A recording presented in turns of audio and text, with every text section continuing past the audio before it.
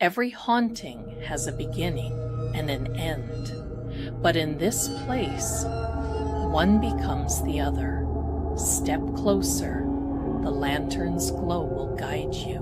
What you are about to hear are true stories of hauntings all over the world. Welcome to Help, I'm Haunted.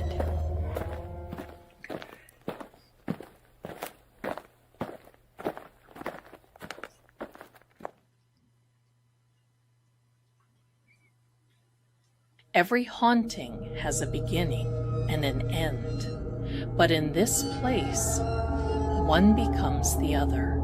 Step closer, the lantern's glow will guide you. What you are about to hear is how the intro repeats. Hello, my darlings. Welcome to Mercury retrograde. Welcome to Help I'm Haunted Season 2. It has been a haunting day today, and you know what? We may as well laugh. Right? We just may as well laugh because that's just the way it is. Welcome to Help I'm Haunted, my darlings. It is Thursday, July 2nd. We are in July. Soon we will be having our little Halloween special. What are we doing? I don't know, but it will be special. And thank you so much for being here. I want to thank True Oracle, Fate and Fortune True Oracle for being here. And I also want to thank my beautiful mods.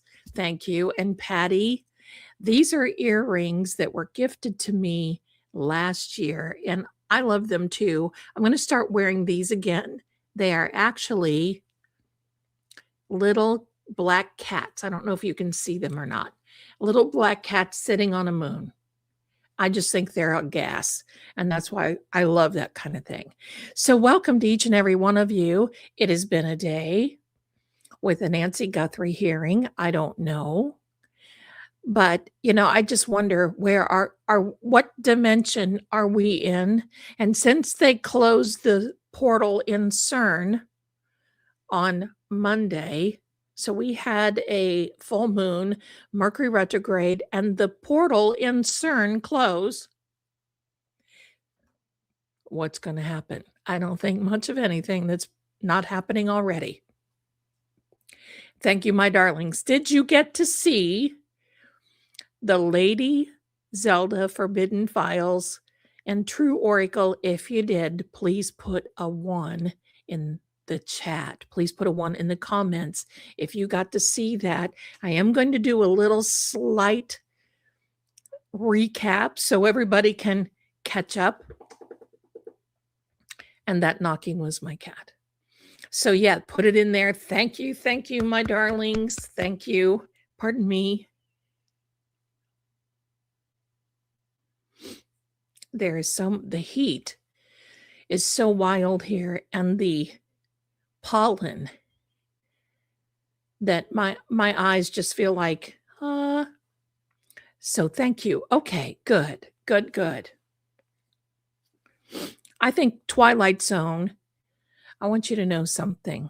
If you guys like the Twilight Zone, here's a recommendation, because we're going to be preparing for Halloween. The recommendation is the first episode of The Twilight Zone features Roddy McDowell. It is called The Cemetery, and you can see that for free on a channel by the name of Tubi, Tubi, and you can also, oh, hi, Lori, are you in Athens? Great. And you can also see Dark Shadows. The entire series of Dark Shadows is on Tubi as well. Gives you something to do. I don't know if we're going to be streaming Saturday night because it is the 4th of July. I may have some plans. I don't know. But if I don't, well, I mean, I'll let you know. But I think everybody else has plans. And I just want to give everybody that, and besides, I want to decide, because I think what I'm going to do is I'm going to visit remotely inside of Nancy's house again. I'm getting ticked. Am I allowed to do that? I think so. I think I'm getting ticked. I think I'm getting ticked. So welcome each and every one of you. Let's get started, my darlings. Here we go. Maybe. Here we go.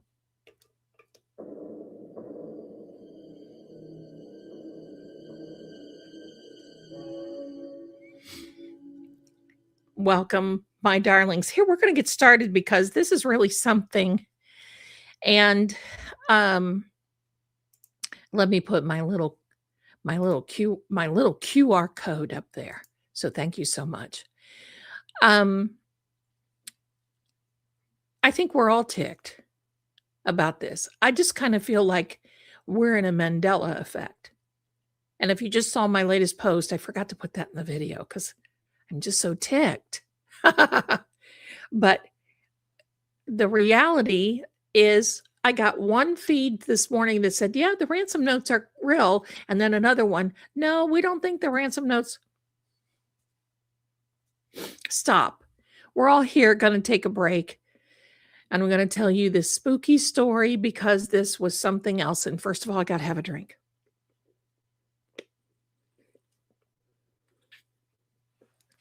Oh, and thank you for each and every one of you who is checking out my Avon page. And yes, this is Avon is calling. And this is the lipstick. This is everything. Yes, Avon is calling, and it's wonderful. I'm surprised for the price point, and it's free shipping for the next 3 days. So the link is in the description and in my community tab. Okay.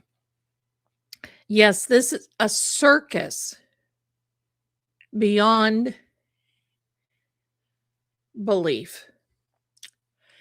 I'm going to take you tonight to Knoxville, Tennessee. Yeah, I think Skin So Soft is flying off the shelves. That's why I wanted to get in it. Okay. And they've got some wonderful products too. We are now in Knoxville, Tennessee. You can see the trees and you can see this lovely house. And to me, this is lovely.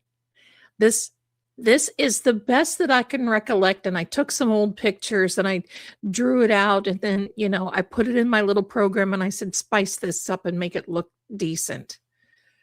And this is what we came up with. And yes, it is on approximately 7 acres. And oh my goodness, this is beautiful. Hello, Mrs. Marie. She just came into the chat. Welcome, welcome. Look at those. I love it. Listen, if you want to make me laugh, see those 2 little girls that are like arm in arm. They're just standing there. La, la, la. Well, that's, we always say that's she and I. I love it. So anyway, here we are, my darling. Now I'm going to stay focused because I love watching what you do and what you say. And then I'm like, hello, I'm done. So now, Knoxville, Tennessee. Now I'm going to back up a little bit and I'm going to go over the card reading that I did there we go. The card reading that I did for this couple. The original cards are in the video. It is on Fate and Fortune True Oracle. It is under the Lady Zelda Forbidden Files playlist if you want to go over there. That's right. La la. So I was on my own then, not working for any psychic line. It was word of mouth, and I might put a little something in a newspaper, but they had some at that time. They had some psychic fairs. They used to call them a psychic fair. That just used to crack me up because, I have this mind that just kind of goes deep. So there was this little psychic fair. And so my name kind of got out there. It wasn't anything like what it is now. Of course, no internet, no any of that stuff. So it was kind of funny because I remember seeing this couple at the psychic fair, but I don't think that they were able to get a reading. I know they weren't able to get a reading with me because, because the line was too long and you only have a certain amount of time. So they came late and they weren't able to get in there, so they got my number. Talk about Southern. This little gal, now I'm gonna name her Beth and her husband Mike, okay? But this little gal, I'll talk about my makeup when this is over. Hang in there. This little gal, Beth, she was the epitome of a trad wife. You know what that is? A traditional wife. When I saw her, she had a little dress on. And when I went out to their home, and that was something that I never do, but I wanted to do this, she had this little house dress on. I told her she just looked as cute as a button. And she said, "Oh, I made this. I've got a little pattern. I sew all my clothes." And I'm thinking, my gosh, if I had a body like that, I would too.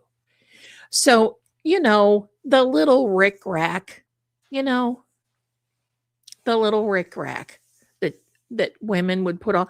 Well, she was the epitome of the 1950s Good Housekeeping magazine young lady who was adorable. And her husband was just as adorable. They were just adorable people.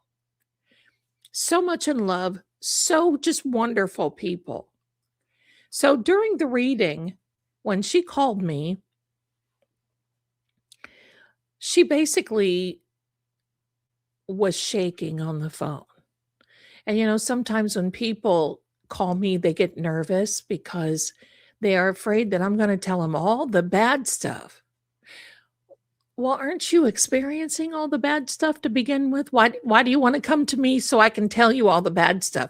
Let's talk about all the good stuff and what you can do to navigate through this time and go forward. And by the way, time out, I wanted to address something. I saw a couple of comments that asked me why I start my intro late, and I'm going to tell you why. I wait a few seconds because there's like a 5 to 8 second delay. So when I go live, there's a small delay. There's a thing in StreamYard that you can upload your intro and your outro. And if you press the live button and if you put the intro into that, it just automatically goes and you're going to miss like the first 5 seconds of the intro. And pardon me, but that drives me bad. I want to see the entire intro. So I don't do that. I want to make sure that everybody sees the intro. That's why you're here. All right. So I'm back here. So she calls me. I could hear this little gal shaking on the phone. Now imagine if you're so nervous and your voice is shaking and your phone is shaking, you can hear that if you've got it up to your ear. Now, she was calling from a landline. And she's telling me that they inherited this house from his family. Now, this is just amazing because this house, and I've driven by this house a few times. It is not in Knoxville proper. And no, I'm not going to tell you where it is because I don't want you driving by. And so anyway, she said they inherited this house and all they heard after they first moved in was knocking. And then all of a sudden they started hearing a little, huh? What? Little, huh? And she's like, oh my God, I can't take this anymore. Well, the young man, Mike, was trying to calm her down and say, you know what? It's okay. It's nothing. You're not hearing anything. when the reality was he was hearing it too, but he was trying to calm down. And all this came out on the phone in the reading, and they were upset. And it's like, oh my heck. No, no, we didn't call to argue. He's trying to protect you, Beth. And so she started having dreams of him passing away in the house. And while I was on the phone with them, I heard the knocking. They were both on with me, and I heard the knocking.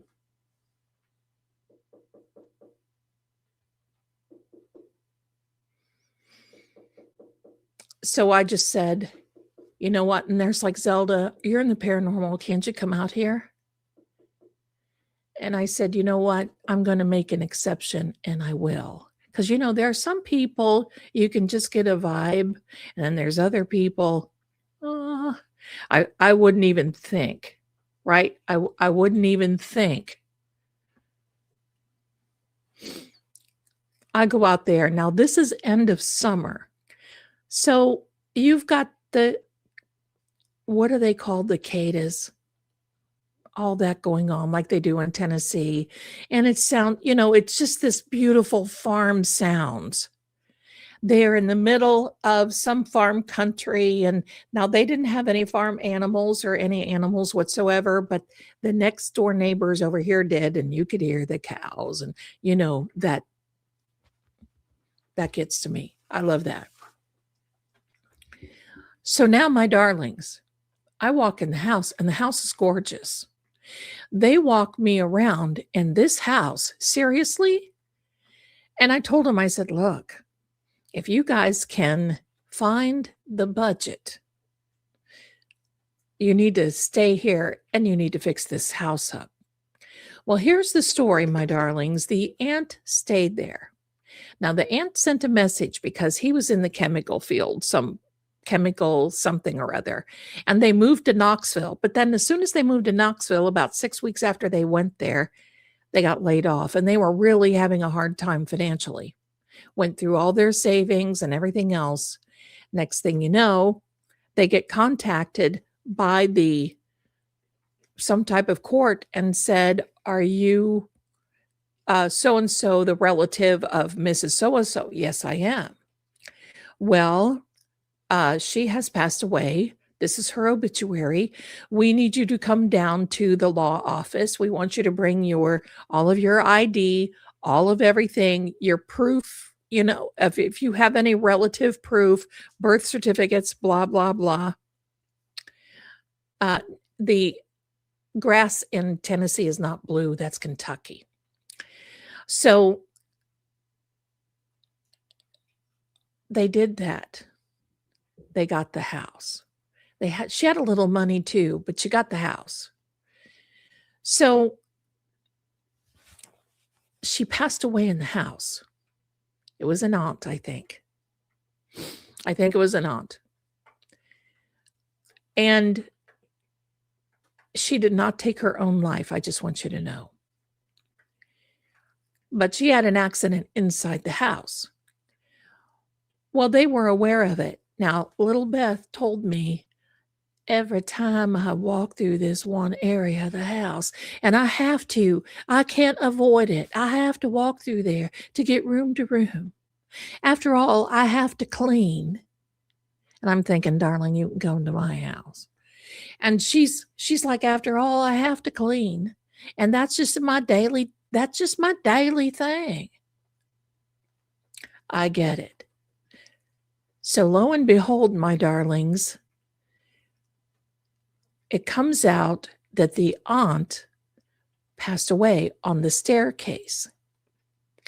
Now, she fell, but officer, she fell. No, it wasn't that. She fell. And it's like, oh my gosh.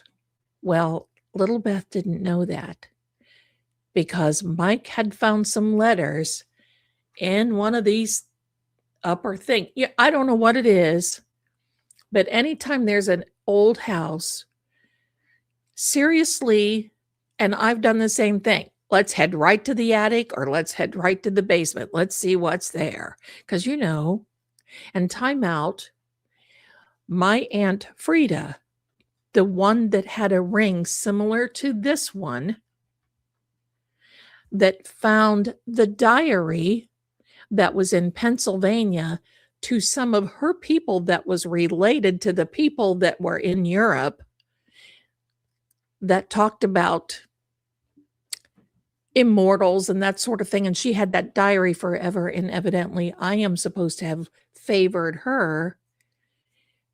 When my aunt's aunt passed away, now my aunt was in World War II. She was something else. But anyway, when my aunt, I think she was 12,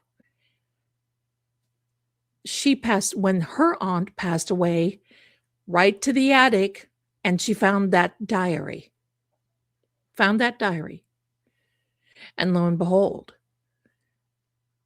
she kept it. She said, "Can I have this book?" Yes, it was in High German, and it was just not until maybe even last year we got some of it translated by you know who.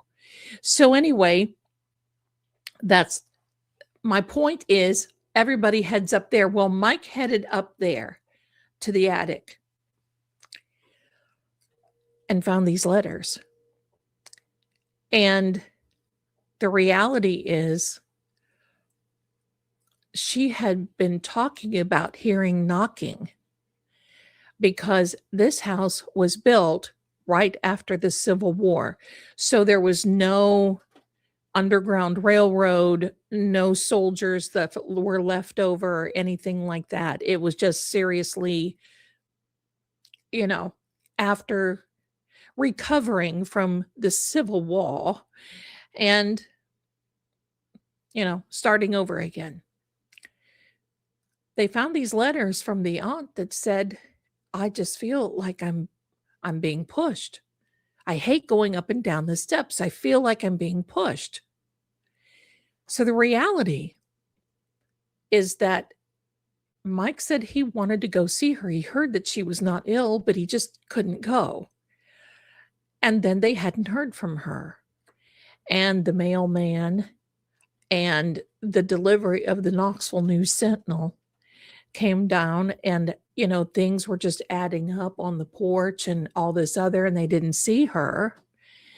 And sadly, they called the police department, sheriff's department. They went out and did a wellness check, and they found her. So that's at the bottom of the stairway. So when you walked into here, you went through the foyer a little bit, and then there was a big stairway. Listen, if I could have got my hands on this house, because when you walked up on the front porch and you walked in the door, to the right of the front door was the stairway. It wasn't a grand stairway. It was to the right of and you walked in a little bit. I do not like houses where you open up the front door and you've got a staircase right in front of you. No, that is not feng shui. It never works with me, and I can't live in a house like that. But this was a few feet back, and there was a beautiful mural that was on that particular wall that went upstairs. And it had a lot of the original wall coverings from over 100 years ago. So this place was really taking my eye. And, they had several fireplaces and all this other stuff happening and going on. So now I went by myself, which I know I should not have, but I did. So I looked it over and I scoped and everything else. And I said, "Look, do you guys have a place to go?" "No, ma'am." And I said, so they didn't have any money to go anywhere. And I said, "Look, here's what I'm going to do. I'm going to trade you. You let me stay in your house tonight, and I'll help you get a hotel room in Knoxville, or you can go and get something to eat. You can go to a movie. You can do whatever you want to. And I'll stay here tonight. You come back in the morning." Well, they just didn't know how to feel about that. And I said, Look, if I'm here doing some things and you guys start hearing these noises, the anxiety that you're already having, and if you're screaming and carrying on like you're doing, I can't do it. I can't do it.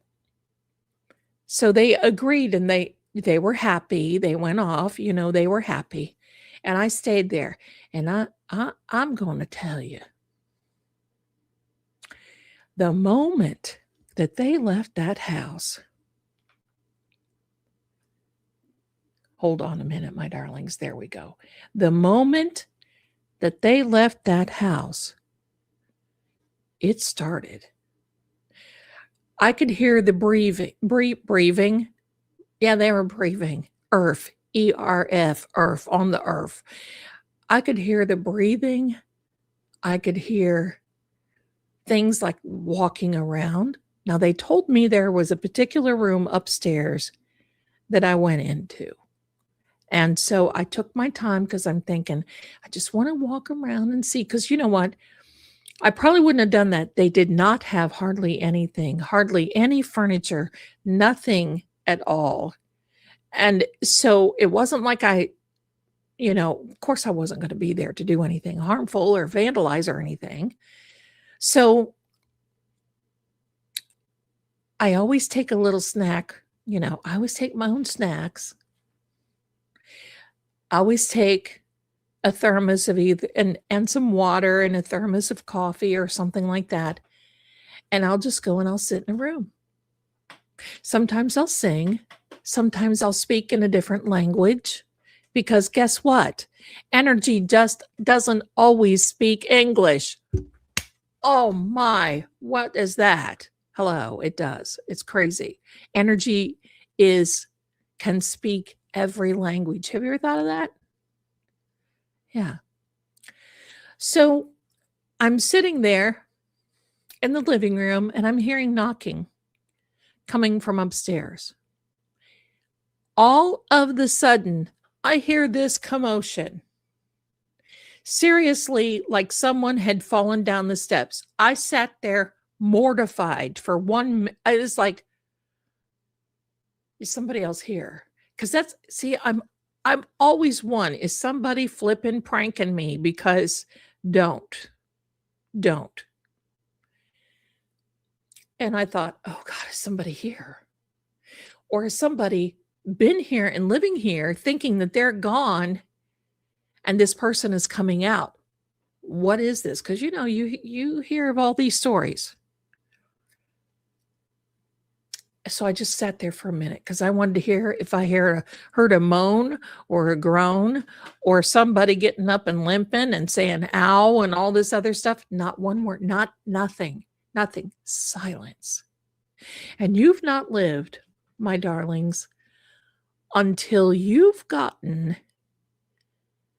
sit in a home like this with very little light. And this is exactly the way the sky looked.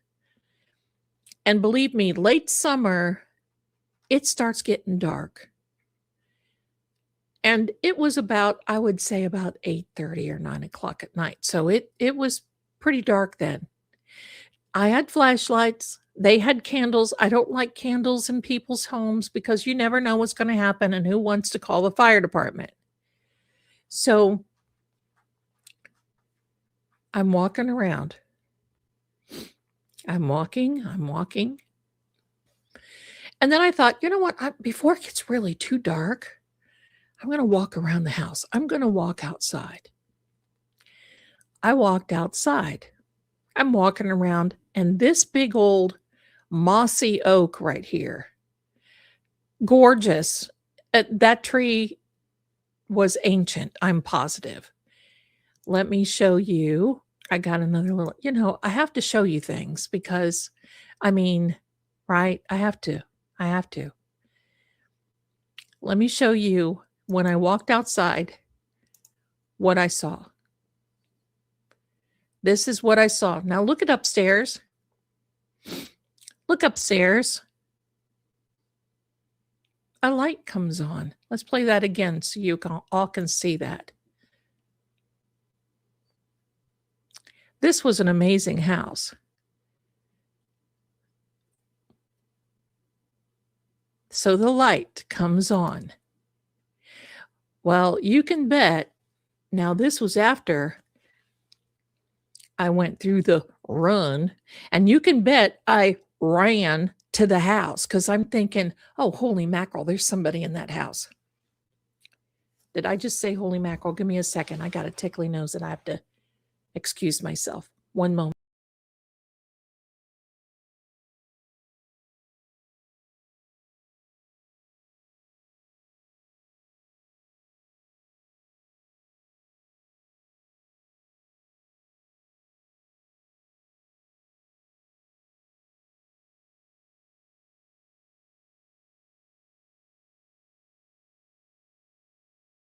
Here I is.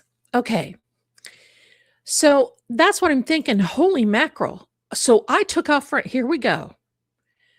There she is. She's running again, running right up to the front porch. And believe me and my little cowboy boots, you would have heard me clomping up there. It was nothing dainty. So I went right up the steps, boom, right up into that nothing, nobody. I went room to room. Now, I always carry a flashlight that it'd hurt somebody. If somebody came after me, it'd hurt. So I had my flashlight out,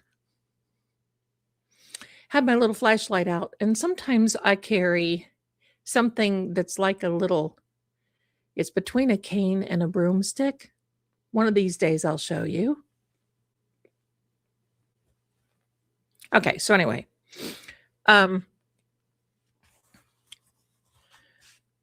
so I went up there, looked all around and nothing.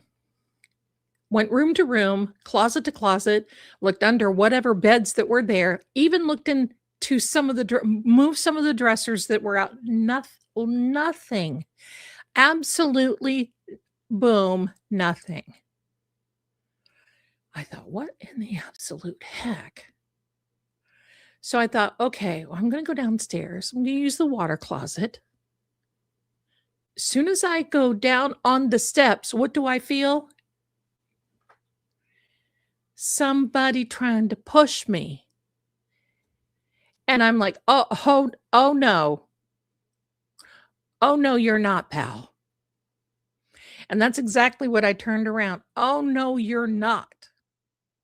You don't belong here. I don't know who you are, but you're out. And I'm going to get you out. Just give me a minute. I have to go to the bathroom. Hold on right there. Don't attack. I have to go to the bathroom first. Give me a second.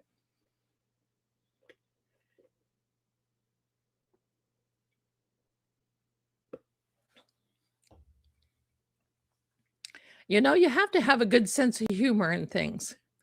Otherwise,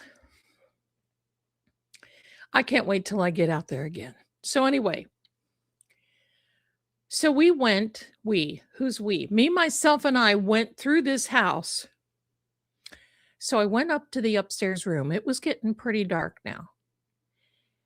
I went downstairs, did my thing, went back up, poured myself a little cup of coffee, and decided that I was just going to sit there. Now I'm going to show you, my darlings, a little room that I was sitting in. I think this is the room. I tried to make it the way that it was. Yes, it is. Here we are.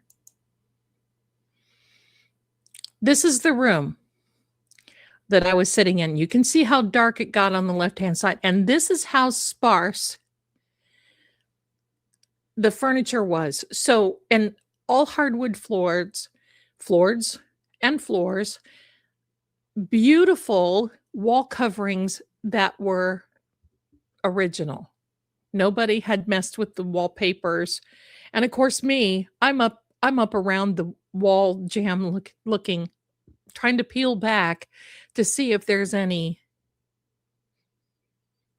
wallpaper, how much wallpaper is on here. You know, there's a house in Sevierville, Tennessee that's called the Wheatlands. People have wallpapered that thing. It had like 89 layers of wallpaper to the point where the walls were buckling.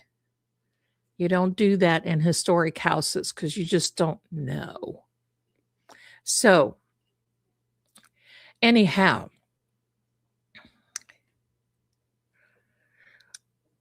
I'm sitting yeah, there were plenty of lights to turn on, but I don't turn on lights during an investigation because you can see more. So, now I'm sitting here. No, sir. No. Sorry. No, sir. So now I'm sitting here, and now I'm sitting here doing this. And I start hearing, watch my darlings.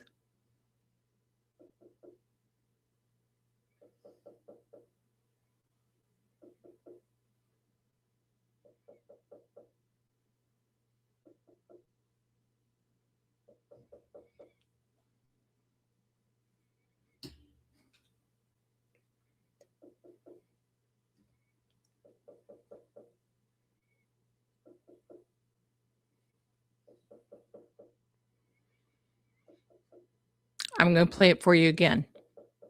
I want you to watch the door. Watch the door.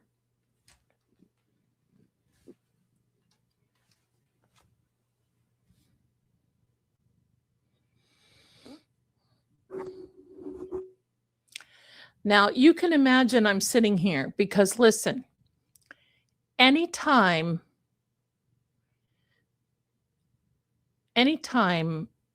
that you're in some type of a paranormal investigation.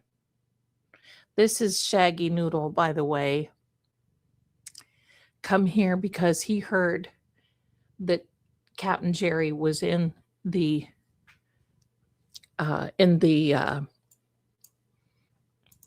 chat. Let me see. I had another one here I wanted to show you. Maybe I got rid of it. Maybe I did. Maybe I did.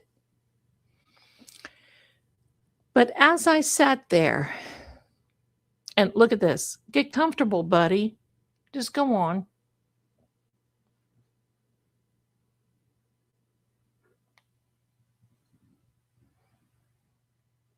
He's my noodle maker. So as I sat there, I watched this happen. Watch the door. I watched this happen several times. So I just sat there. I didn't scream. I never scream unless there's a jump scare, that sort of thing. And then it's not a scream. It's like ah. But I watched this ahead of times. Kept watching it, kept hearing the knocking. Finally, I said, "Are you done yet? Because I'm not scared. Are you done? Are you done yet? We have to have a little talk. Are you done?" And then the door stopped. It just stopped when I said that. Now, here's the thing before, okay?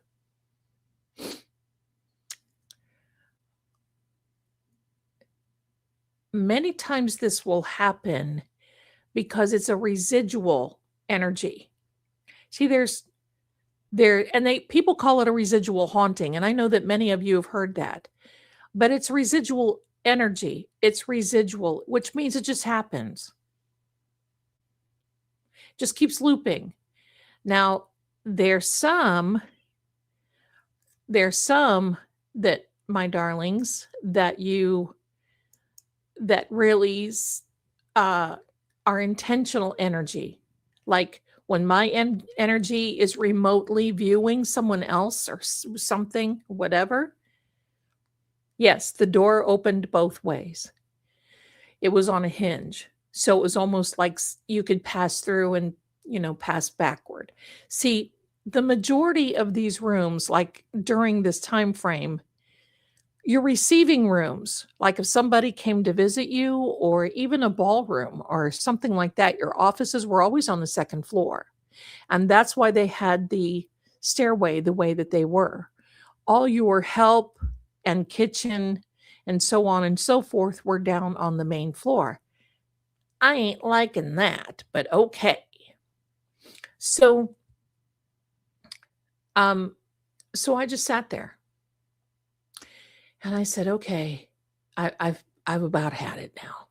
So I get up and I went, oh, I just walked over to the door. I wish I had that one. Where is that one? Give me a second. Where is it? Where is it?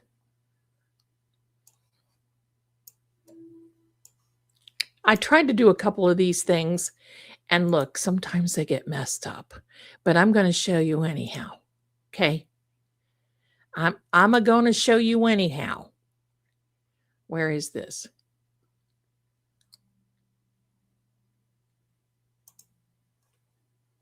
We'll see which one this is. You can see me walking through a room here and reaching for a door to open it. This is the one. And you see that puff come out? So what happened is when I walked up to that door, I'm going to play it again. I was in another room. I walked up to this door. The door opened on its own. I grabbed the door and the door pulled away from me. And you could see that white mist come through. So a lot of the doors were doing this while I was there. Kind of messed up. So I know that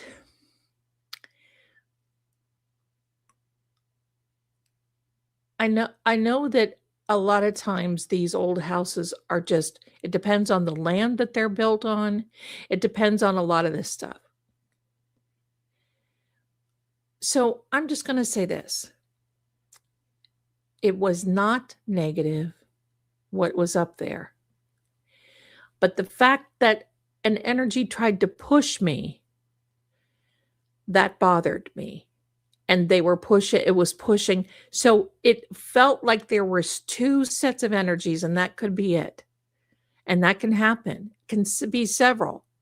It can be just like in Nancy's. Just like in Nancy's house. Remember when I went in there and I saw the shadows that were in there? Well, the house didn't like that, but the house didn't have the ability to purge that energy of the shadows, just like a house energy doesn't have the, yes, hello, son. Just like the house, this house does not have the ability to have the energy to push out whatever it is that was in there. So the energy, the doors and all that, and the knocking, I think were pretty tame. But the one on the staircase, I did not like. So I walked around and I kept doing it. And this, I seriously talk about being on a hamster loop. That's how I felt, because I was upstairs, I was downstairs, I was looking in here, going upstairs, and still seeing these doors going back and forth and reaching for, and you know it's me because look at the black sweater, right? That wasn't me. It's a little movie reenactment. So, and this is reenactment, but it looks like it. Okay. It's not the originals. I won't put the originals up here for safety and security of these people. Finally, before you know it, it's 7 a.m. I probably looked frightening because I was down in the bathroom and I was tired and, whatever. And I drank all this coffee, and the people came in, Beth and Mike, and she was just, oh, Zelda, did you see anything? Now, listen, do you really think that I'm going to tell her?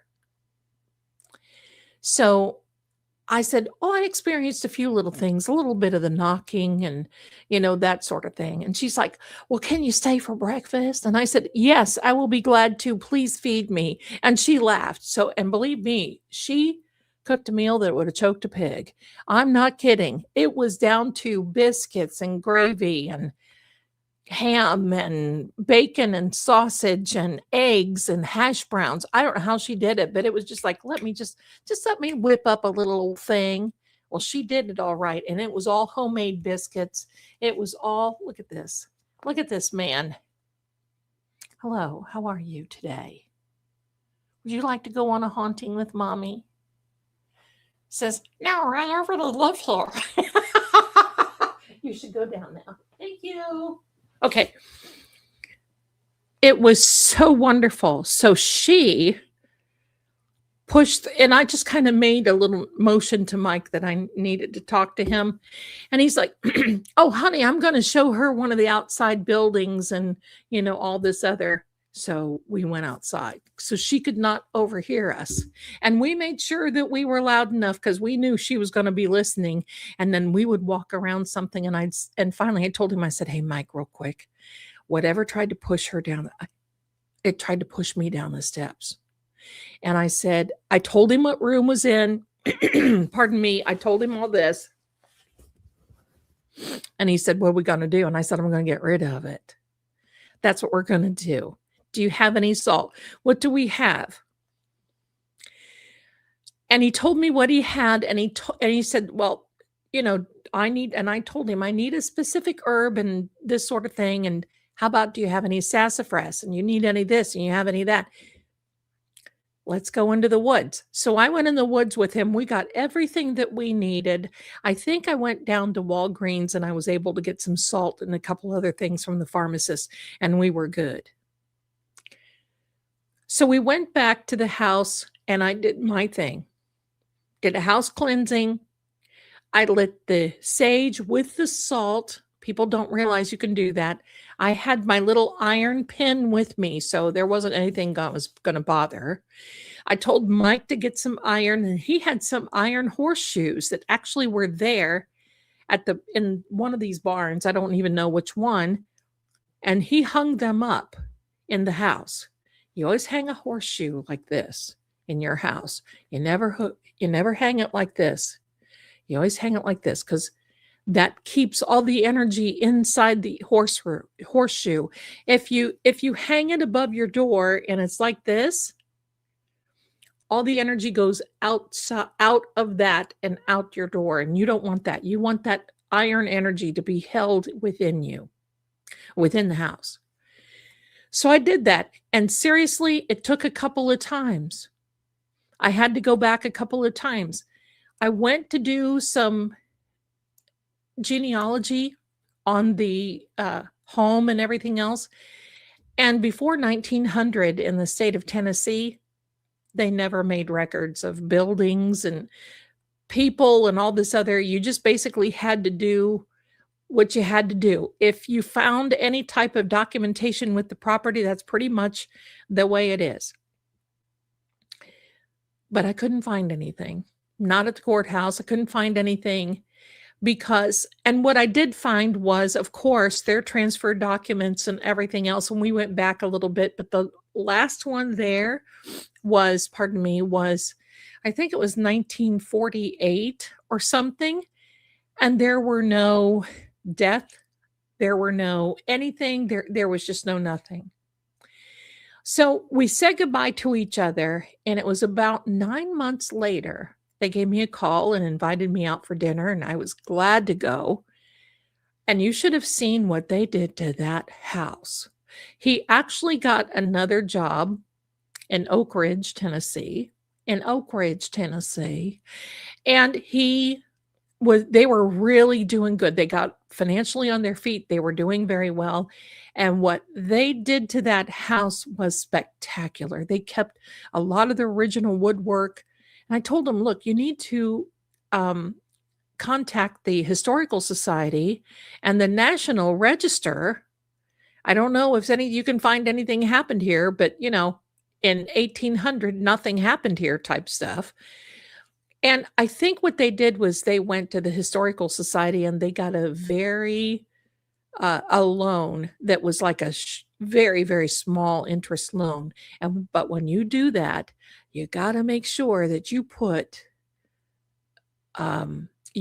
everything back from that year point, because they come out and they inspect. So you can't get a loan like that from the Historical Society and then think you're going to put updated bathrooms and all that. It just doesn't work that way. You have to put it back almost to the year. And she was fine. He was fine with that. And the murals they had, I put him in touch with a curator that used to be with the Hermitage in Nashville, Tennessee. I really liked that. He was great. And he gave them some pointers on the Hermitage, by the way, is Andrew Jackson's home in Nashville, Tennessee. And he gave them some pointers and sent them some samples and everything else. And they visited him. So it turned out to be this little project for them. And I asked them if they had any problem. And they said when they started doing the renovations, they heard the knockings and they heard the doors. But from that moment, they didn't hear. So that was a successful clearing. Could have been a lot worse. And I'm glad that I did go because Mike had told me afterward, he said, look, she was having dreams that something was going to happen to me. And he said, I was afraid of that because I was going up and down these steps and I would get pushed, not every time, but something, it would push me. And you could just feel, and what pushed me, I could feel. It doesn't feel like a hand. It feels like somebody's put a block. Just say if you're holding a brick, okay? That's what it feels like, or it felt like to me. That's what it felt like. It just felt like somebody took a brick and just pushed it up against my back and just pushed me. That's not funny. That's pretty serious. I did get to go, and they did have some type of a basement underneath. And believe me, they're not a basement. It was a cellar. And pardon me. And the cellar,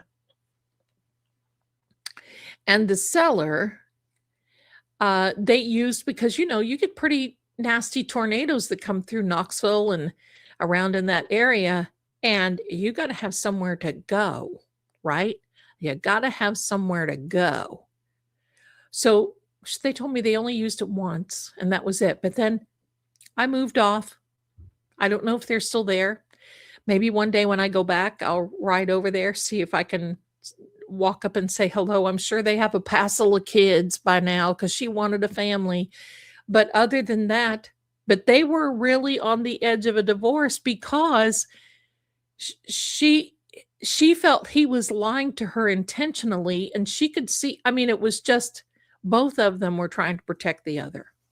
And I could see that, but it was scary for her.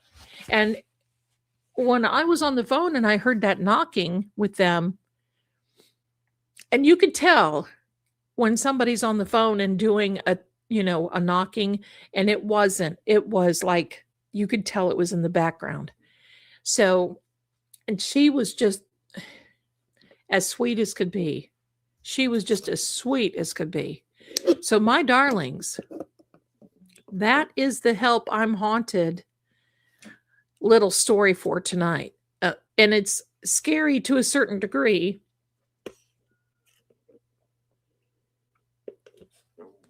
But I can tell you this.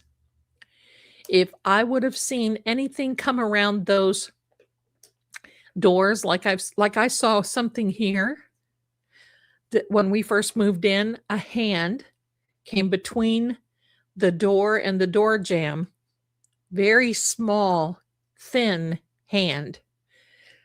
The door was open, the light was on, and I could see something from where I sat.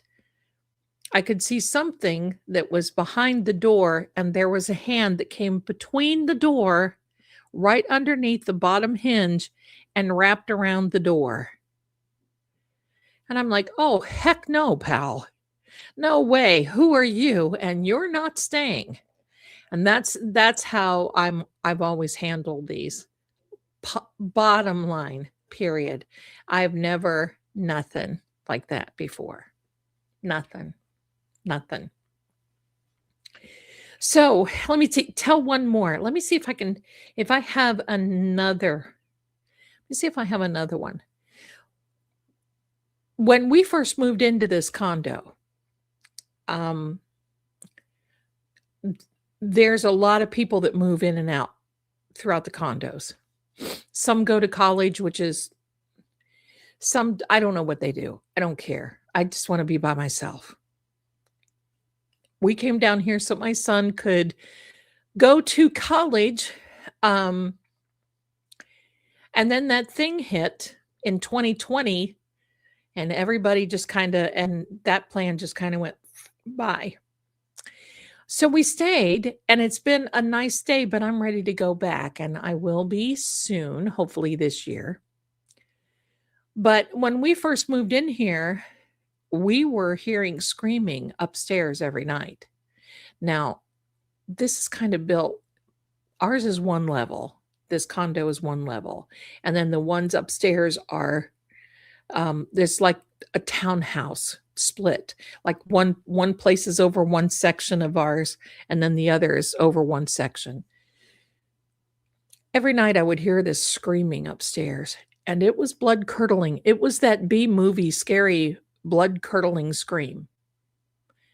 And finally one night, Ian came in, knocked on my door, and he said, "Mom, do you hear that?" He said, "I can't sleep. Who is upstairs?" I said, "I don't know, but we're going to find out because somebody's either getting hurt up there." And it was different screams. One night it sounded like a guy. Another night it would sound like a girl. It was just totally different. When I came in here, I did a live stream on Facebook. I don't even know where it is. You might even still be able to find it on there. But during the live stream, there were people that said, "Do you have a little girl? Do you have a little kid?" "No." "Do you have a little girl?" "No." We hear something saying, "Mommy, help." And you could hear it coming over. You could hear it coming over the microphone. You could hear afterward it was saying, "Mommy, mommy, help, mommy." This little voice. Then I was on a podcast with somebody else, one of the first ones that I had done live with someone. And finally, this man stopped and he said, "Do you have a little kid?" I said, "No, of course I don't. No." We were talking about other stuff and he said, "Wait till you hear this," because it was within 5 minutes from when we started. You could hear this little kid is a little voice saying, "Mommy, mom, mommy." And he said, "That just is blowing me away." He said, "I like it, but that's just blowing me." I said, I don't know if it's here. I don't know what it is." So one night the screaming is going on and my son came out and he said, "Mom, I'm telling you right now, I'm going upstairs." I said, "No, you're not." "No, you're not." "I am." And I said, "Listen, you stay down here. You keep the door open. I'm going to go upstairs and I'm going to knock and you have your phone ready in case you need to call 911.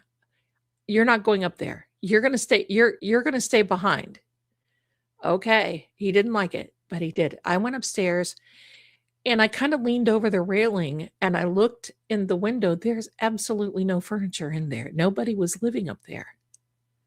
And we heard these noises continuously to the point where I called our landlord and I said, "Look, I don't know what's going on up there, but can you contact that landlord? Because at night, the screams that have come out of there are blood curdling. And it's very unnerving." So he called and the landlord came out the next day with the other landlord, knocked here and said, "Can you?" And I said, "Sure." And I went up there with him. We walked through that condo and it was completely vacant, empty, no furniture, nothing. And I said, "Well, we can clear it." And of course, these guys. Now listen, we are in Southern and there are lots of Baptistes in here. And, you know, telling that you've got a psychic living around here. And I said, don't worry about it. You know, trying to explain it, don't worry about it, you know, whatever. So I did what I could up here. And after they left, I went up, sprinkled salt around, did my thing and whatever, hung iron. I've got iron keys hanging all over. And that was it. Finally, it went away. But that was, I don't know if something happened up there or not. But what's so funny is the townhouse on this side, over my office and over the kitchen, there was a couple young girls that would come up here. Now I'm right here by the front window, and I would open the window because I like fresh air and everything. So I would open the window, and then I noticed I was starting to get an audience because people were coming and sitting on the steps that were going upstairs to listen to me.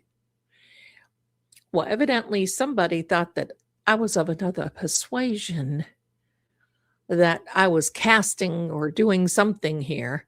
So must have been some girl that was doing stuff herself, because I caught her one day. She came down here and she was laying things in front of my window. They were banishing things. So I know she was scared. They were in front of my window, and then, you know, whatever. I immediately went down or went out the door, and I said, "Excuse me, can I ask you what you're putting there?" The look on her face, pure fright. And I said, "Look, I'm not going to hurt. I don't know what you think I am. I'm not going to hurt you. So let's do this. I don't know who you are, what you do. Same. You stay in your lane. There's plenty of room for all of us. You don't need to worry." She moved out within a week. So I don't know what was her deal, but anyway. So the neighbors, see, I don't have neighbors like that. I'm in a particular where there's buildings. So my condo and the 2 townhouses above me is one building. So, and it's all brick, and it's not like there's a hallway, and it's not a contained condo. It all has outside entrances and that sort of thing. So that's it. So that was, and then I started seeing some things, and then the cats started seeing a lot, especially Bilbo would sit in the hall and look up toward, and I have a little video one time of these orbs and everything else that were kind of flying around him and everything. But for that part, it was gone. One time I saw someone standing, well, not one time. One time I saw someone standing in the hallway where you would go by Ian's room, and he was a man that had the white t-shirt on, and I saw one arm, and that was it. Another time I was walking through to my office, and I glanced in the kitchen, and there was a figure in the kitchen by the refrigerator. So I just kind of, when I saw that, I came and sat down at my desk, and I said, "Hey, let me know what you want for dinner tonight." I didn't hear anything. So I got up, nobody there. So every now and then, I don't know what's happened in here. This was an Airbnb before we got here. So who knows? But I think that it's pretty much clean and clear at this point. But those were scary. Those were scary. But as far as here, I'm going to tell you, I don't get scared when I go into those places. I get unnerved. And I have a very good barometer that will tell me, is this place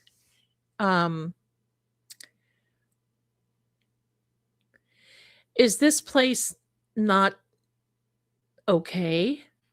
Is this place upsetting? Is this place? So yeah, it was kind of, oh, hold on a second. Jessica, thank you, my darling. Thank you. Very kind. Thank you for your sweet comment. Thank you. There's another little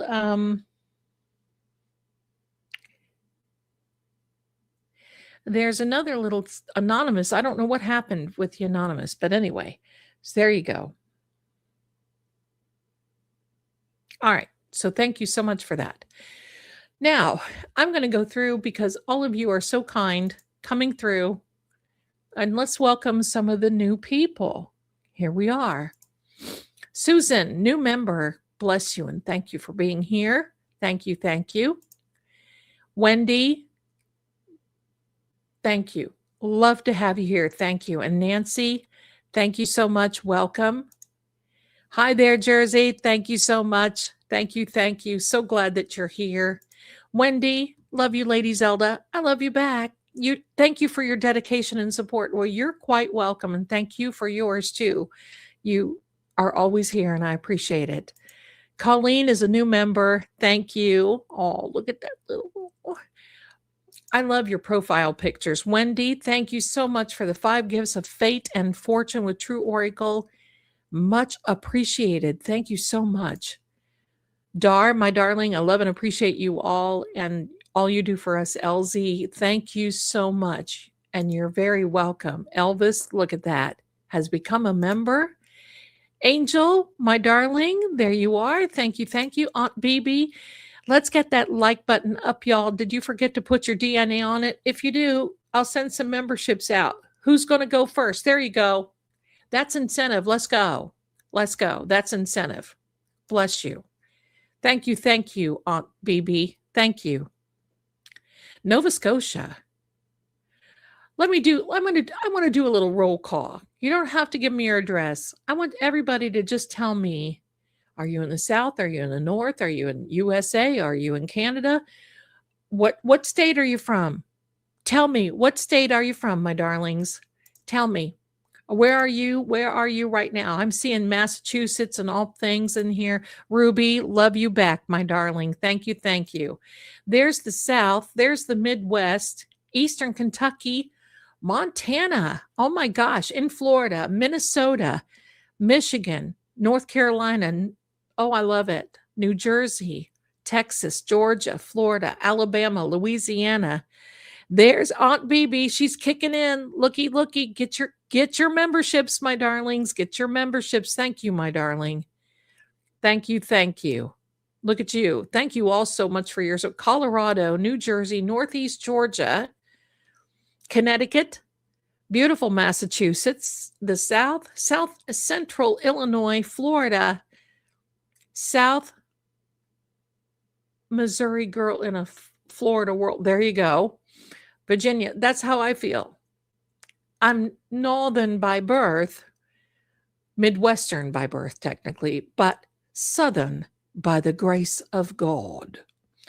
Pennsylvania, Louisiana, Texas, Virginia, South Dakota, Roxy, Wisconsin, Washington, Oregon, Ohio, Florida, South Florida, Washagal, Washington. I love that. Kansas, East Tennessee, Virginia, Georgia, Canada, Canada, love it. Happy 4th, Norfolk County. There you go. Standing Stones, bless you, my darling. Thank you so much for your generosity. Thank you. Thank you. Massachusetts, but not in Canton. There you go. Akron, Ohio. I have family in Akron, Ohio. Oh, ho. Ohio originally, sending Florida, Wisconsin, Missouri, Colorado. There's some waves. Hello.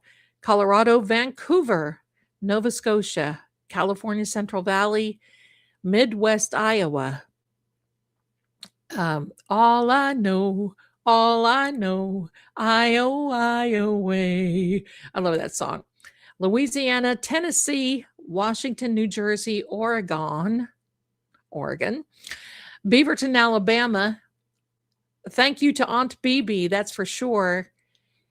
In Ohio, Florida, Georgia, Florida, Louisiana. I'm from Tennessee and currently in Florida. Thank you, Aunt BB. There, that's right, Kelly got there. Hi, Kelly from Texas, beautiful lady. Hampton, Virginia. I used to live in Hampton, Virginia, right on Chesapeake Avenue. Michigan. Let's see, where Florida, Pittsburgh, Southern Louisiana, Halifax. Oh my goodness. Canada, Oh my goodness. Look, you're going to break Aunt BB. You're going to break her. So, and while you're putting that in, please do me a favor and like and subscribe and even share this. That helps the channel. I would like to get to 30,000 subscribers before the end of this year. I'm going to say it that way. Pennsylvania, Northern Cali, New Jersey, Texas, from Enfield, Nova Scotia, Canada. I love it, Shirley. Thank you so much. Aunt BB, she is amazing, isn't she? How is the little kitty? How's the little kitty? I keep wanting to check in with you. Northern Atlanta. Let's see. We welcome you back to the South, ladies. Oh, thank you so much, Lori. Kelly, Texas, Nashville, Tennessee. I love Nashville. They used to have a restaurant there on the West End that was called, I can't remember.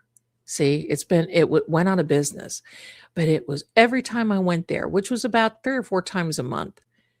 I loved it. I would eat there all the time. And then they went bust. The Zone in Arizona. Hi. I love it. Colorado. I'm near Nolans. Well, there you are. I've got to find a very scary one to share with you. I want to share you this because I want to show you that not every paranormal investigation or card reading turns out where you feel like you have to run for your life, or you've got scarecrows that are running through the fields and you feel like you have to burn them, or you feel like, you have to run, or any of these things, because there are residuals that people can live with. Evidently, there's one away. I'm so glad of that too, because, I don't like when people get that disturbed, especially kids and animals. Atlanta, Georgia, Arkansas. I love it. I'm from Tennessee, but live in Michigan. Linda. Beaverton, Alabama, Zelda. Well, welcome to you. Thank you very much for the 1 free month membership gift. Texas here. Welcome. I'm a Buckeye by blood, but a hillbilly by choice. Tracy, I get it. The moment I was able, and I'm sorry, I love you, Ohio, but I was just so bored. I was on a farm. We had a haunted farm that I lived on, and we battled with that farm all the time. It was something else. But the moment that I was able to skedaddle, I did. I did not like the winters, and I was bored to death. And I knew that there was much more than what I could ever think in this world to see. And I saw the majority of it. And I've been very thankful. Last time I was back to Ohio, I went to visit my stepdad's grave, was in 2017, almost 10 years ago, if you can imagine. So I don't have any reason to go back anymore. So, it's not like I'm going to go back for any high school reunions or anything like that. So it's nothing. Bel Air, Maryland. Hi there. Welcome to you. No one else here from Arizona? Well, I think there were a couple of people, my darlings. California, Massachusetts, Pennsylvania, Texas. You guys, we're all over the place. We really do. Nova Scotia, Canada, Auntie's the best. And by the way, your Independence Day, was it yesterday or today? Well, yesterday, I think.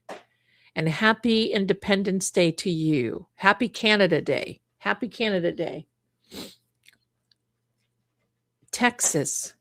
You have a birthday on Sunday. Well, here we are. Auntie's the best, isn't she?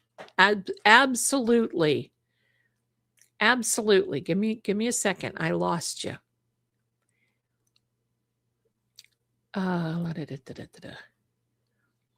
Where did you go? Here we are. Get ready. Happy birthday to you. Happy birthday to you. Happy birthday, dear Dia. Happy birthday to you and many more. There you are, my darling. Thank you for being here. Love it. Love the original and new. I do too. I'm going to tell you what else. I got all these little fragrance creams from Avon. Do you remember Sweet Honesty from the 70s? And it smells just as good. That's a nice everyday fragrance. Fragrance.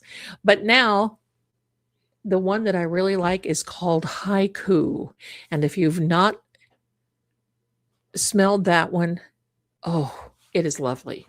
I wear a scent every day. Something. I love it.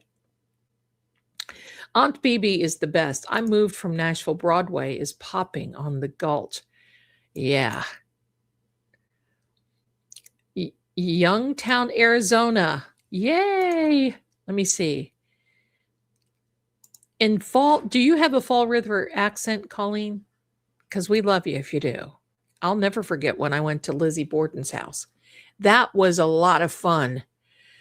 But I went with the Navy officer, the one that was a little stuffed shirt.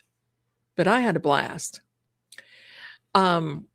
That was Salem, Ohio, and not Massachusetts. A couple of these stories I have told are from Salem, Ohio. And I bought a horse that was when I was barrel racing in Nankin, Ohio. I know that you know where Nankin is.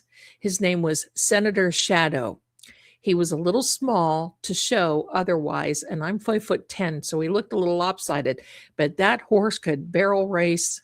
He was registered Appaloosa, and he was fast. I loved it. Salem, Ohio, bless you. Hi there, Terry. Oh my gosh, bless you. We have a beautiful chat. Bless you all. Yes, we do. I know you are international too. Well, yeah. I'm a child of the world now. I'm pretty sure.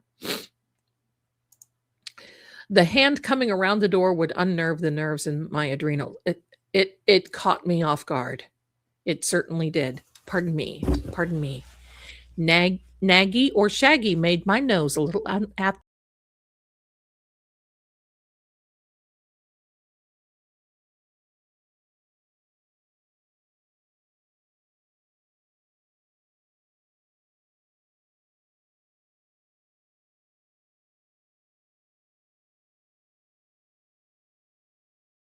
Here we are back again. Okay. Whew. Hi, Marigold. Hi. You're quite welcome, my darling. Very much so. Finally here. Well, good evening. I'm happy that you are. Love the Addams family. I do too. Listen, if you go on Tubi, because sometimes, and especially lately, I've gotten off the, did Jesus ever eat a grilled cheese kick at like 2 or 3 o'clock at night, in the morning, rather. And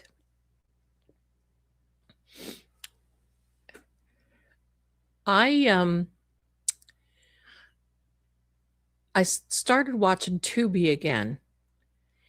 And you know that Tubi is the best. I mean, but I'll tell you what I did do.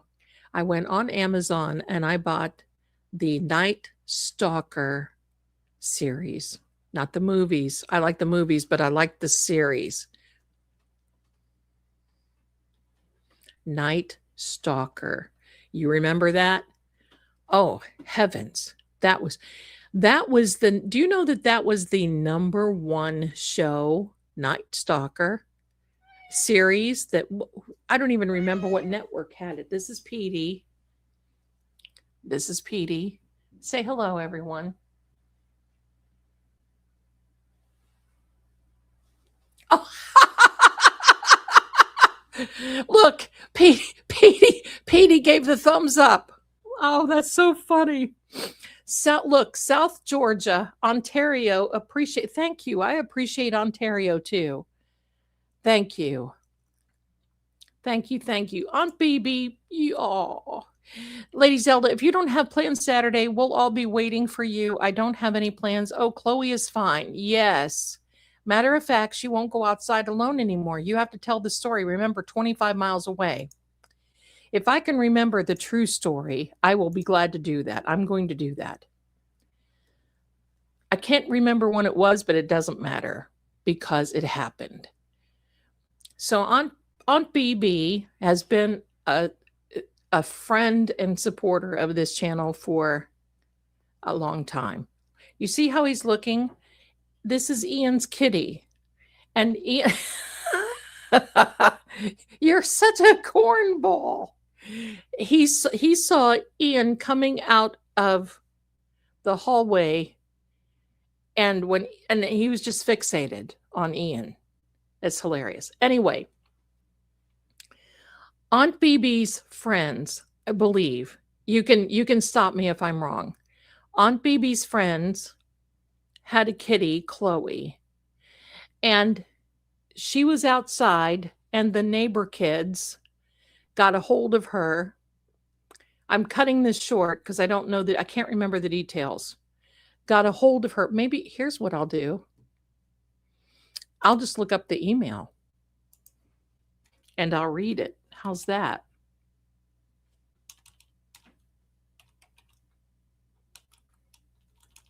Maybe.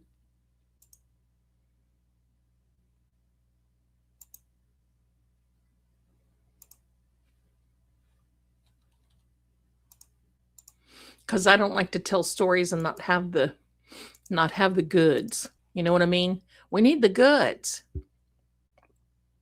It's finally getting dark here. It's about 8:20. Oh, come on now. Jiminy Christmas. Let me see.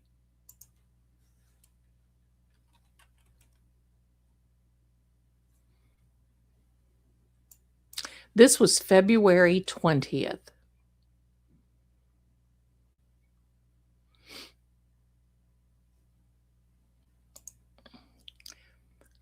This is her email. And it reads, "Hi, Lady Zelda. I know you are very busy with Nancy's case, but I need your help, please.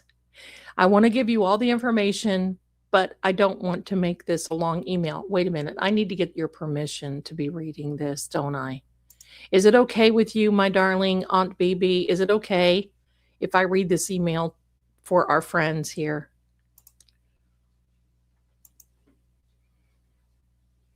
Thank you. Everybody, y'all so cute. I have to fix, look, it's getting darker. Do you see the difference in the light you see down here?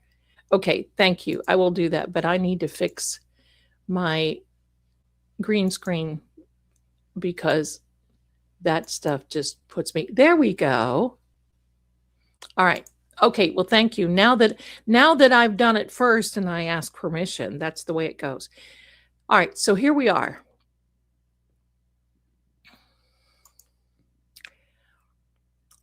My godchild's, this is one that just got married last year, and her husband, not going to name names, found a kitten about 4 years ago. At the time, he lived with his father and took the kitten in and raised her. By the time the young ones got married, the father was so attached, they left the cat. Her name is Sadie. Every once in a while, Sadie would cry to go outside. They would take her out under the carport, but sit next to her. This has been going on for a few years now. This Monday, now this was dated February 20th of this year. This Monday, the dad was sitting under the carport and his phone rang. He ran inside to get the phone and back outside. No more than 2 minutes. Sadie wasn't there. What happened? She never leaves. He thought this was odd. Maybe she walked next door or in the backyard. Can't go far. He just ran around to grab the phone. Sadie had a breakaway collar plus a GPS tracker on. They walked the neighborhood and followed the GPS tracking collar. Oh my gosh, Zelda, they found the breakaway collar in the street about a block down was her GPS tracking collar. Someone stole and kidnapped her. They immediately, my heart fell when I read this too. They immediately called the police and made a report. The officer that came was top notch. He went through the area, looked at everyone that had cameras. They went through these cameras and nothing.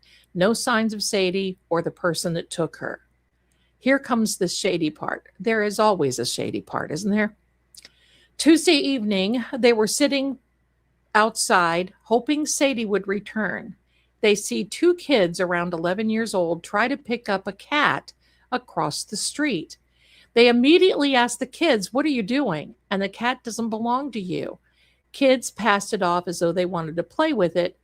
And I told them, no way, these kids know something. Well, yesterday comes around and he tells the kids, "You see my Sadie, there's a reward."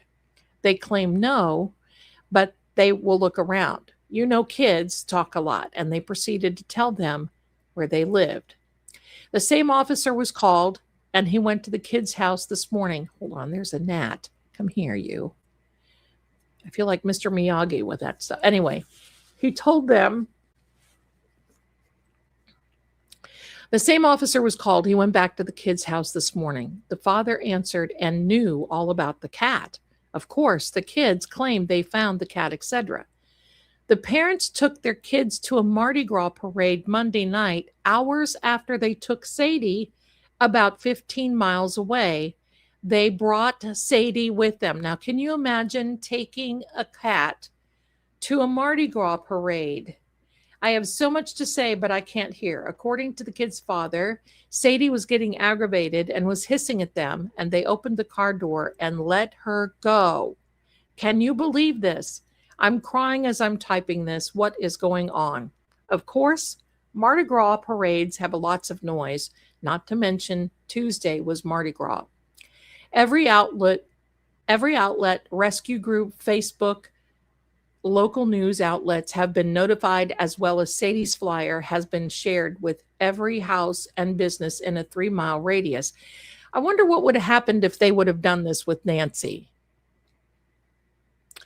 I can't put up all this in your reading request from hence the email. Of course, I will pay you. And no, of course I will.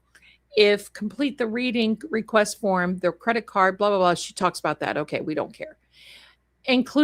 Because I didn't want her to pay. Included is Sadie's flyer. Lady Zelda, can you please tell me if we're looking in the right area? Sadie is 3 miles radius. Everyone is walking around to find her. If we have to go 5 to 10 miles, we will. I apologize in advance. And she goes on and she tells me what her number is and so on and so forth. And believe me, Sadie is just an angel. So I write her back and said, try not to panic. I need some maps where you think she was last seen. Any marker, any indicators, just a regular map, and put a star or a mark near. I have the street names too. I'll do what I can to find this sweet girl. So she did that. She sent me over the map. She sent me everything. And I told her, I don't have those emails. I don't know what happened. Maybe it was another email address. Anyway, I basically told her that Sadie is near this particular house and she was in this area. She near a white house. It had a fence around it. You went around back. There may have been a dog. I can't even remember all this. They were just getting ready to leave. And one of them said, just a minute, I want to go back. And they went behind this. She sent me a picture of the house. And it looked exactly like I described. And they found Sadie. Now, poor little Sadie, you're absolutely right, my darling. Why the heck kids? Kids. Okay, Aunt Bibi, thank you so much. See? Brain. You said a white house with bushes and a fence. They found the white house and the bushes and the fence, and they found Sadie. That didn't take long. I think that was, within the same day? Yes, and they had a dog. I think that was the same day, wasn't it, my darling? I think so.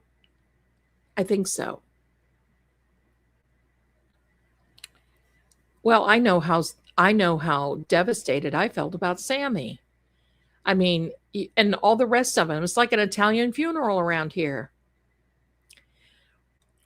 So yeah, they went off, and so when I had the map, I used the pendulum and the markers and got right to her.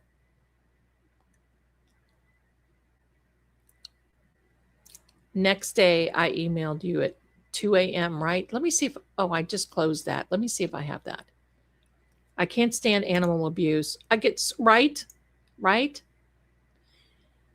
But to my point, my darlings, it's so funny because hearing all of that and reading that again just kind of takes a wave over me. If immediately this was done for Nancy, because evidently there are no flyers, someone, JLR, is in a different area right now, and he's putting up flyers. Everywhere he goes, he puts up flyers. Excuse me. I don't understand this. And I'm just going to give you my opinion the best that I can. I believe that this is a huge. Oh, wait a minute. Look. I have to use this to cover this up.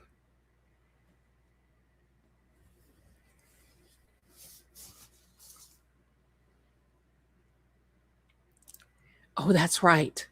I did. I did. I did. I said, hold on. She needs me. I got to go. Thank you, Captain Harris. That's right. Exactly. I said, wait a minute. I got to go. That was it to it. That was funny. That's funny. Wait, let me go back there and take a look at this.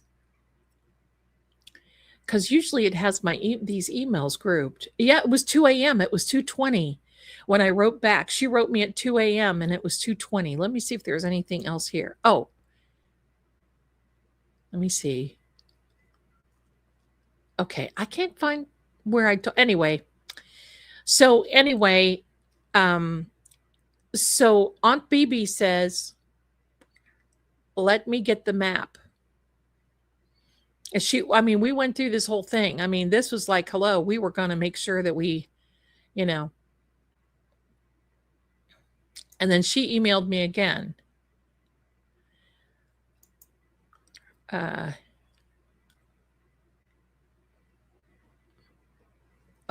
wrong thing. Anyway, so that was it. Oh, this is where she wrote to me. She said, I wrote to her and said, little Sadie, oh my goodness, bless her, and all that. So anyway, she wrote to me and said, Lady Zelda, you are never going to believe this. We found Sadie. Randy, who is Sadie's dad, plus 20 plus friends, had been looking for her all day. A little while ago, everyone was leaving, including Randy. And they all decided to finish putting up the extra flyers before they left. As Randy was driving off, he received a text picture of a cat in a backyard. It looked like Sadie, but he had so many ups and downs today, he didn't want to be let down again. He sent this to Des to confirm, and Des yelled, yes, that's her. So Des and Connor headed toward the house. Randy also turned around, heading toward the house too. They called the number and spoke to the husband whose wife saw Sadie by the back door. She asked to let Sadie in, and he couldn't because they have a big dog that was inside. So they asked to please go pick up Sadie and hold her. They were 30 seconds away. He was resistant because he didn't want to get bit, but they assured him that Sadie wouldn't bite. He handed the phone to his wife, and he went and picked up Sadie and stood by the back door, and the wife told Des, just go in the backyard and the gate is unlocked. When Des and Connor went through the gate, it made a noise, and Sadie jumped from the guy's arm and ran into the back of the yard under a tree. So they were calling her and so forth, and Des approached. She reached out and grabbed Sadie. An hour later, she calmed down, began herself. So, she went on and explained it most, but she said, remember, you gave me the information on Sadie's location in the house? Wait until you see the picture of the house. You said she was gravitating around. Once again, I cannot thank you enough. And she sent me a picture of the house, and that was it. And a picture of little Sadie. Oh my goodness. She's so cute. I just love, why do I love cats? I've always had a ton of cats. Anyway, so that's the story of little Sadie. That's okay, Aunt BB. Who knows what I am? And I still talk a lot. So there we go. Did I miss anything in the chat?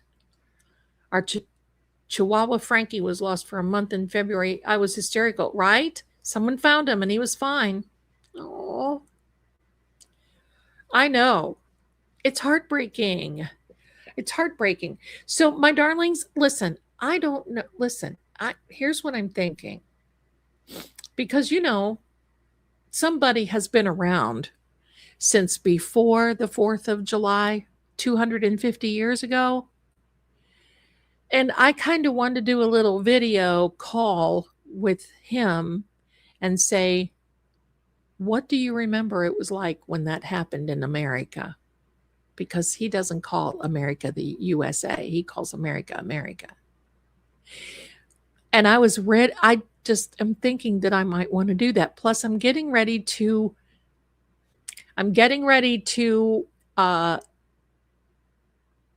give you the next video for Vale Keep for the long ride home. Vale. There's some stuff that I didn't even know. So, and I want to show you a few things, my darlings. For those of you who like vampires, like this guy, I want to invite you over to the Crossy Chronicles, where you're going to learn all about Tulay. That's where this guy is. This about Tulay is supposed to be a true story. Now, you know how I am with vampires, right? And this is a story that comes from Lord Gregor's stories. And it's supposed to be true, but we can't verify it. But it's supposed to be legend true. So I modernized it. So if you like that, and I'm also going to tell you this, if you like, wait, where are you there, Tulay? Okay. And if you like werewolves, well, this is actually, his name is Lord Reynard. Lord Reynard. He is also in the Crossy Chronicles as well. So there we are. I want to invite you in. All of those links, my darlings, are in the chat, as well as the Avon. Now I want to show you just a couple of things if you want to hang out. Lady Zelda, some want to see Sadie's picture. Oh, yes. Let me get a picture of Miss Sadie. Oh, that little angel. Let me get her. Let me get her.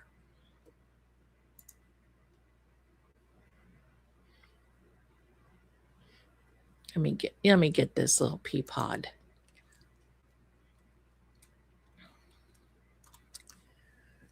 Let me get her here.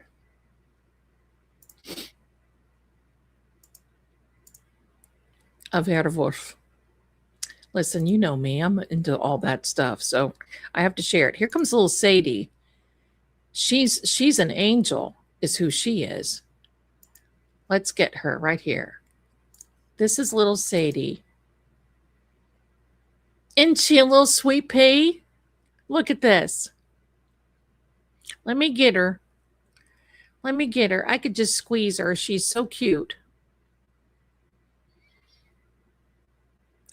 Don't you love her? I just love her. There we go. I just love her.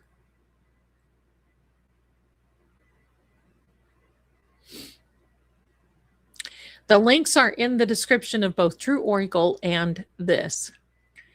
But yeah, isn't she a beautiful little sweetheart? That little look on her face, like, look.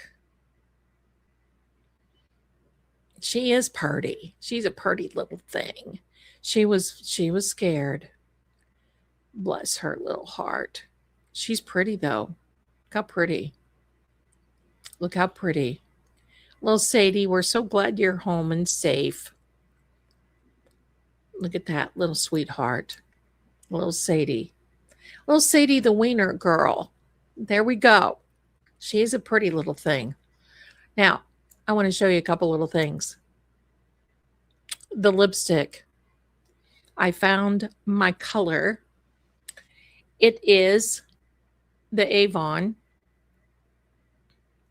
and it actually is a lip pencil. And I love it because it stays. I mean, you get a little bit of residue, but it stays. But look at this. This is Avon Cashmere.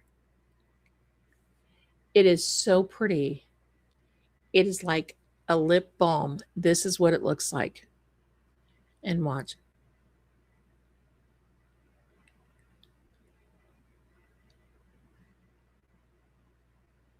Well, maybe if you're going to come out here.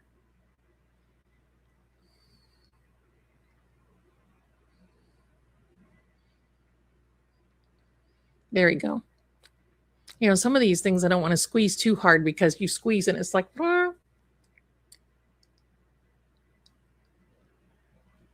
and this is so pretty and it stays on. And I love to put that on there. Oh, I love that. So now, you know how I use lipstick for blush? I don't have to anymore. Look at this little guy, part of the Glimmer selection. This is cream blush. And look at that. It is so pretty. And all I do is dot it on here. That's all I do.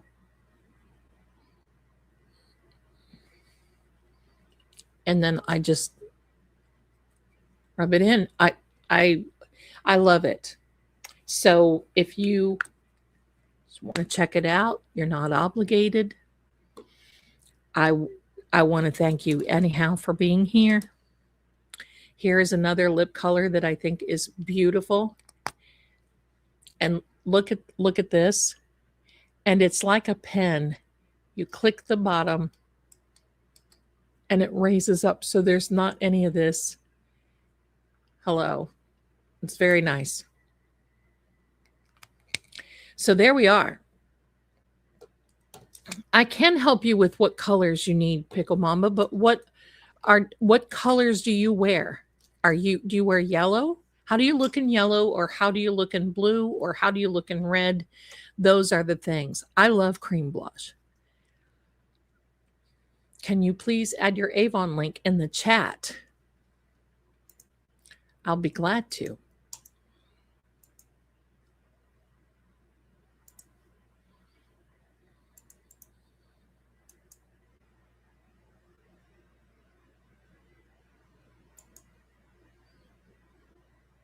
There you go. There you go. It's lovely. And you know, I got to tell you something. I used to be this matte. I still am. I like matte lipsticks. If you have a really smoky eye, and I love a matte lipstick, so it doesn't really compete. But this is so pretty. And listen, it is affordable. It is literally affordable. So it's free shipping for the next 3 days, my darlings, if you want to go over there and look, and I appreciate it. So it's something I did just because of Skin So Soft, if you want to know the truth.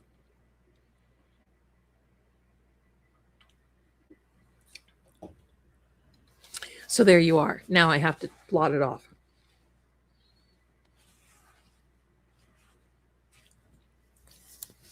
So there.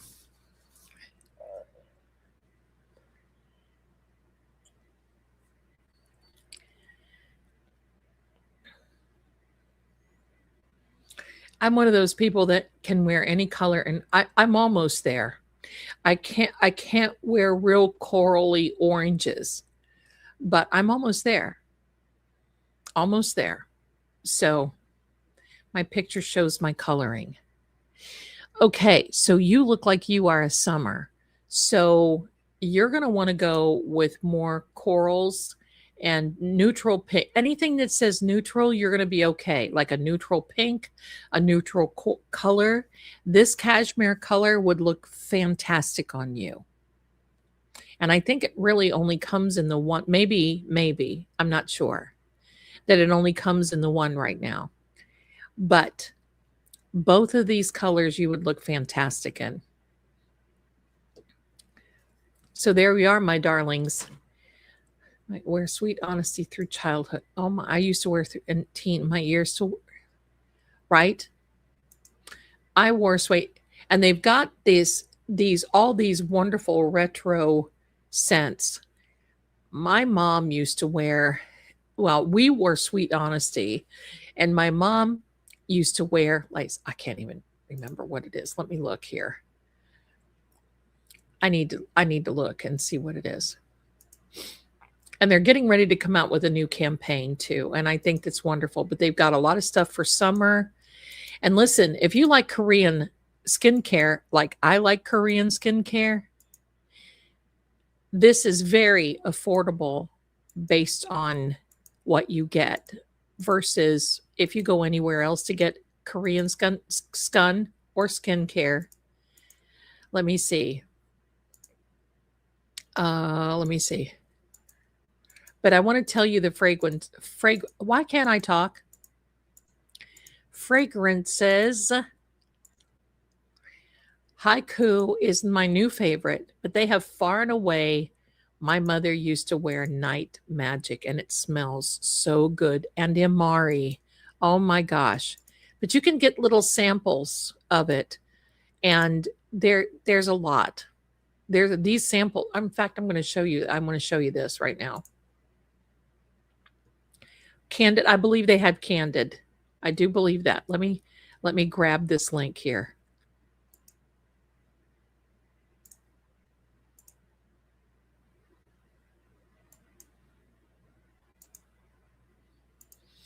There you go, my darlings. Let me see this.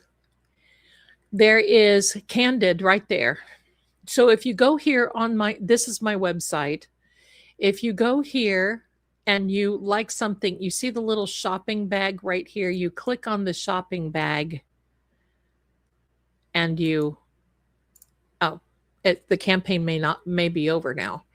But if you find something like that, but they do have Candid. And I bought a lot of these, the Far and Away Sweet, because sometimes I just want a little bit of scented. I don't like to wear heavy perfume sometimes in the daytime because it bothers the kitties. So especially with, oh yeah, all those. Oh yes, the lemon scented. I sure do remember that, and I couldn't wear it on the farm because the bugs would come up and try to eat me. But these are very good size, and sometimes I just like a scented cream, put on your elbow, Gina Tay, right? Put on your elbows, that sort of thing, before you go to bed at night, make you smell good. Anyway, my darlings, Freshwater was my favorite nail polish color back in the day. Oh, I remember that. Rare Pearls. Loved Hawaiian Ginger. They have all those. They're bringing them all back. I think they're figuring out that us girls that were back in the 70s and 80s still like that sort of thing. Then I started wearing Estee Lauder Beautiful, and I wore that for a long time, and I got so many compliments, but I get tired of it. I just get tired of it. So I like to wear different scents. But anyway, my darlings, I thought I would come on here and just say hello to you and see what's going on. I got to figure out what I'm going to feed Ian and me. And let me check and make sure that I have thanked everyone.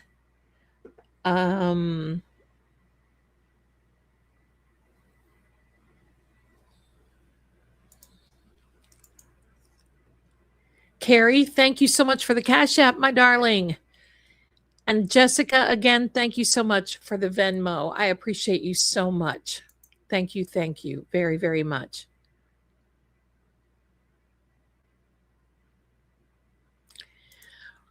I love this question. I have been so attracted to and saving cats and kittens since I was a little girl. What do you think that means, Lady Zelda? Am I part cat? Possibly, but I think that you're 100% angel. And, sometimes you have to have those out there that are doing the Lord's work.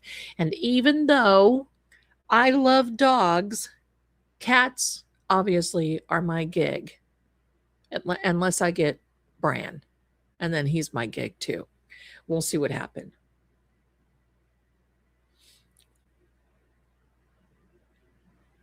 Oh gosh, Sharon. Oh wow. If I'd okay, I might decide to be here on Saturday. What I want to do is really here's what I want to do. I want to really, really rest up because that remote viewing takes it out of me. It takes about 2 days for me to recover. And hello, New Hampshire. And it just is this because I don't know what it is. But I'm to the point now I want to see because I'm ticked off. I don't know what happened, what's happening. This 5 years, somebody wrote and said, no, no, Zelda, you're wrong. It might be 10 years. Whatever it is, 5 years, 10 years, this rehab, evidently he said that he was laying on some rugs, if you know what I mean, while he did this crime. Oh. So he gets to go to rehab, and that's $30,000. So taxpayers of Arizona, there you go. You got to pay for rehab for somebody 90 days rehab and 10 years in probation. I rescue cats and dogs. Have 2 rescue cats outside, 1 inside. Rescued 3 dogs. Oh, you are an angel. You are an angel.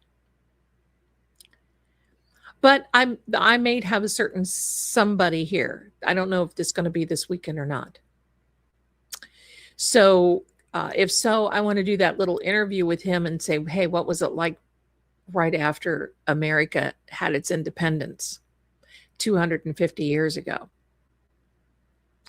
Because he has a birthday. So anyway, my darlings, howdy, just got in from the doctor's appointment. Well, Nanette, I hope you're all well. So I'll tell you what, my phone froze. I had to restart my phone. I'm glad I made it back. I'm glad you are too. Paige, I just asked Google. It was called honeysuckle blossom. Yes. Oh my gosh, I remember that. I'd love to find a sample of Jean Naté. It's to see if it triggers. Listen, I gotta tell you this. One time I was in the drugstore with it wasn't a drugstore.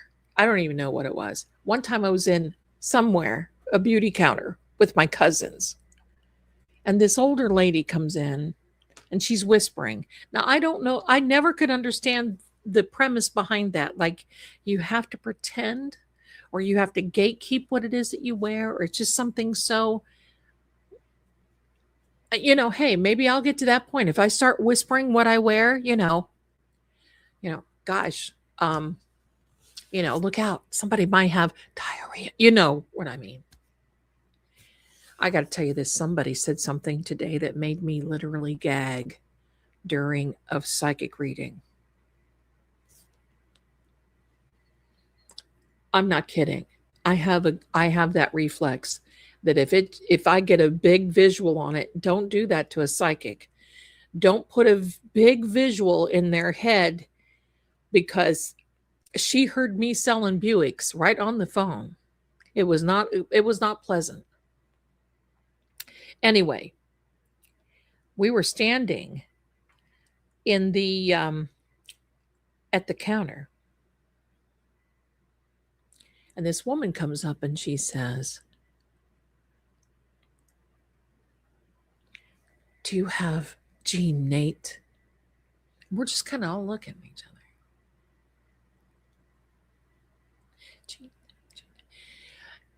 And my cousin goes, she's wanting Jean Naté. And she called it Jean Nate. And from that moment on, you know,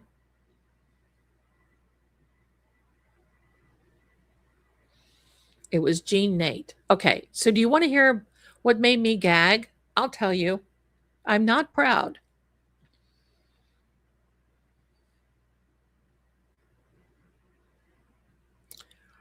Um,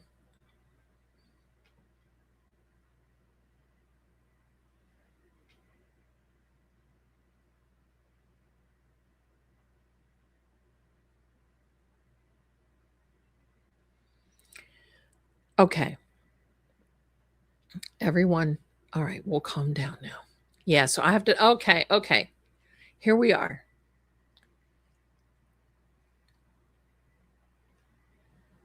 I don't want to say too much.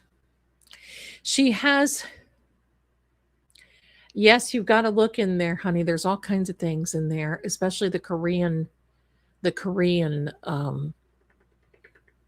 skincare is very good. The Anu, look for Anu is very good. Okay.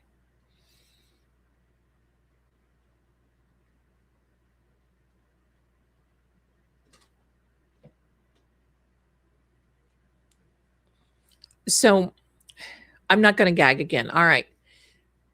So she's in this thing and she's very strong. She likes to micromanage people, places, things. She likes this one guy, but she doesn't like him. She thought he was not for her and blah, blah, blah until he started dating someone else. And all of a sudden she was in love with him, you know. So today she's telling me about all these appointments that she was having. I'm going to do this. And listen, I only tolerate a little bit from people that are ridiculous. And so she started to, well, I'm going to be whitening my teeth and I'm going to be doing this and I'm going to be doing that. And when you have someone, okay, there is a name for that. I don't remember what it is, but when you end your sentences when they rise, like, huh? Like, I'm going to be doing this and I'm going to be doing that and I'm going to be doing this. That pretty much means that you are looking for approval. All right. So she's going on and on and on. I've got this appointment. Got it that. All right. And I'm sitting here like. So then she says, I made an appointment with the eye doctor. I'm going to have something done. And she went on to describe it about an oil gland. And it hit me. No, this isn't the nurse. It hit me with this visual, and I just started gagging. Now, here's the gig. When I started gagging, she started laughing.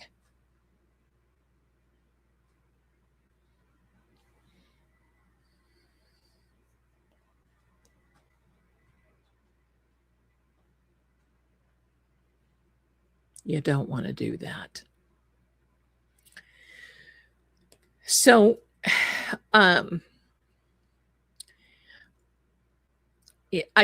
this is from my when she was laughing. This is what my son does. Oh, why isn't it working? Hello. Anyway, whatever. So it's not working. It usually is saying shut or whatever. It's not kicking in, whatever. Glad I got the knocks when I did. So I said, if you don't mind, I don't think it's funny. And she said, what? It's not funny that they're going to do this. So she repeats herself. That hot Cheeto girl was almost ready to come out. And I'm doing everything that I can to not like be have that reflux take over. And I said, let's just not talk about that. You don't really need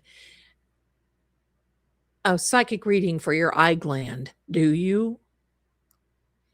No, but da da da da da. And she's thinking that it's funny. Finally, I just told her, I'm going to tell you immediately. Because I always lower my voice. I don't yell. I'm going to tell you immediately. If you insist on continuing and you do this, then I will have you banned from this psychic line. You will be refunded. I will hang up on you. You will not receive a refund from this call. I will fight you if that happens. Oh, okay. Well, I'm doing this and I'm doing that. And before you know it, and this is where Zelda, pardon me, gets, because, I just had it. And she said, oh, and then, I just want you to know, okay, well, maybe, oh, you wouldn't want me to send you any pictures, would you? So I said, no. What I would like to have a picture of is your face when you go to the veterinarian and have your butt plug cleaned out. And I could hear her gasp. I said, listen, I'm done. I'm done. We're going to end this here. I'm done. Oh, okay. Well, I'm really sorry. Have a great weekend. I said, I'll be glad to have a great weekend. As soon as we hang up, my great weekend starts. Shall we do that now? Oh, yeah. Okay. I guess so. And I said, by the way, this guy, he's not going to be the problem. You are. What? I said, yeah, our time is almost up, but you're almost the problem because you're the micromanager. And if you act like that with me, you're definitely going to act like this with him. And that's why he is hesitating. He's not going to invest a lot into you if you can't act like somebody. Oh, well, can you extend my time? No, I'm signing off now. Have a great weekend. Mother. And that was the end of it. I'm done. Listen, I'm funny. I'm a funny person. But do that stuff. I just don't tolerate those types of readings. I don't baby people. I say the way it is, all that other. And that's just the way it is. If any of you here have had a reading with me, then I'll be, because I'm the first one who'll say, listen, don't be scared, because people get scared to talk to me. And I don't want anybody to feel that way. And it's because they've been conditioned with other people that, tell them the bad stuff. And I just don't want to do that.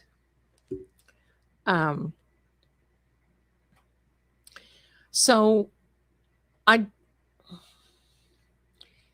always tell them, look, we already know the bad stuff. Let's look for the good. Let's look how you can get through this. Let's look what you need to do to navigate this. And that's how I read. That's how I was taught. It's not like this, oh, you've got the bad energy around you.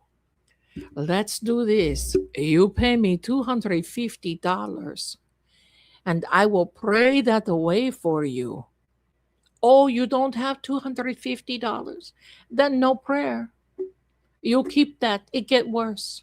No prayer. Oh, you have $250. When I get it in my little bank account, I will pay that for you. Okay. All right. No, oh, good. I got your $250. Let me pray. Okay, I'm done now. Oh, you got more things that have come up around you. You're a good person. Nobody ever think that. They always cut you down. They always use you. They use you for your money. They use you for your love. You do so much for other people. But now for another $50, I'll change their mind and do this. For another $100, I will turn back the clocks. But you must send me a Rolex watch, because that's the only way we can turn back the hands of time. Oh, you don't have a Rolex watch. What kind of watch do you have? Oh, do you have a Tag Heuer? No, just a citizen's watch. Well, we can turn back the time maybe 3 months, but not very long. But once we turn it back, and with that kind of thing, oh, you're not going to get much for that. No, no, no. Oh, look, I've turned over another card. That card tells me that you have money that you are no longer keeping. Hello, Doria. Hello, there's Doria Vex. Do me a favor and go visit her channel. She's fantastic. And the link is in the description. Don't miss her. I've got all the links to all the channels. And you never know what other channels that I'm going to be voicing over, doing things, and Doria. You just never know. Oh, you want to hear more from the gypsy? Okay. Don't be scared, Ruby. Oh, my goodness. But I love you, and I get a good feeling. Listen, you don't need to be scared about me. There's no reason. This stuff with look at this. I'm laughing so hard I'm crying. See, let's talk to the that's how they do, especially the ones on the beach in Florida that I got hold of once. Oh, you walk in, I tell you have money. Where do you get that? There's a dark looking man. He's handsome. He's waiting for you for $250. I light a candle for you. And you listen to my son laughing in the room. For 200, you just call me Gypsy Zelda. We do that. Maybe that's what I need to be for Halloween. Wouldn't take much. For $250, you pay me now, and I will bring that handsome, wonderful man to you. If you don't pay me $250, he don't come. That's the way it is. You just don't come. Oh, you only have 50 that you can pay me. Well, so the man that comes to you will be short. I can't help it. He's short.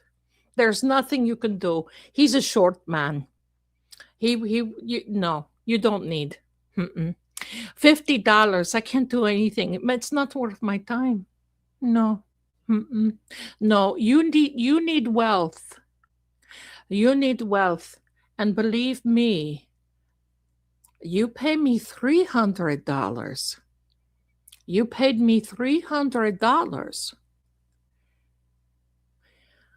I will give you this trinket. Wait, where is one? Here, take this trinket.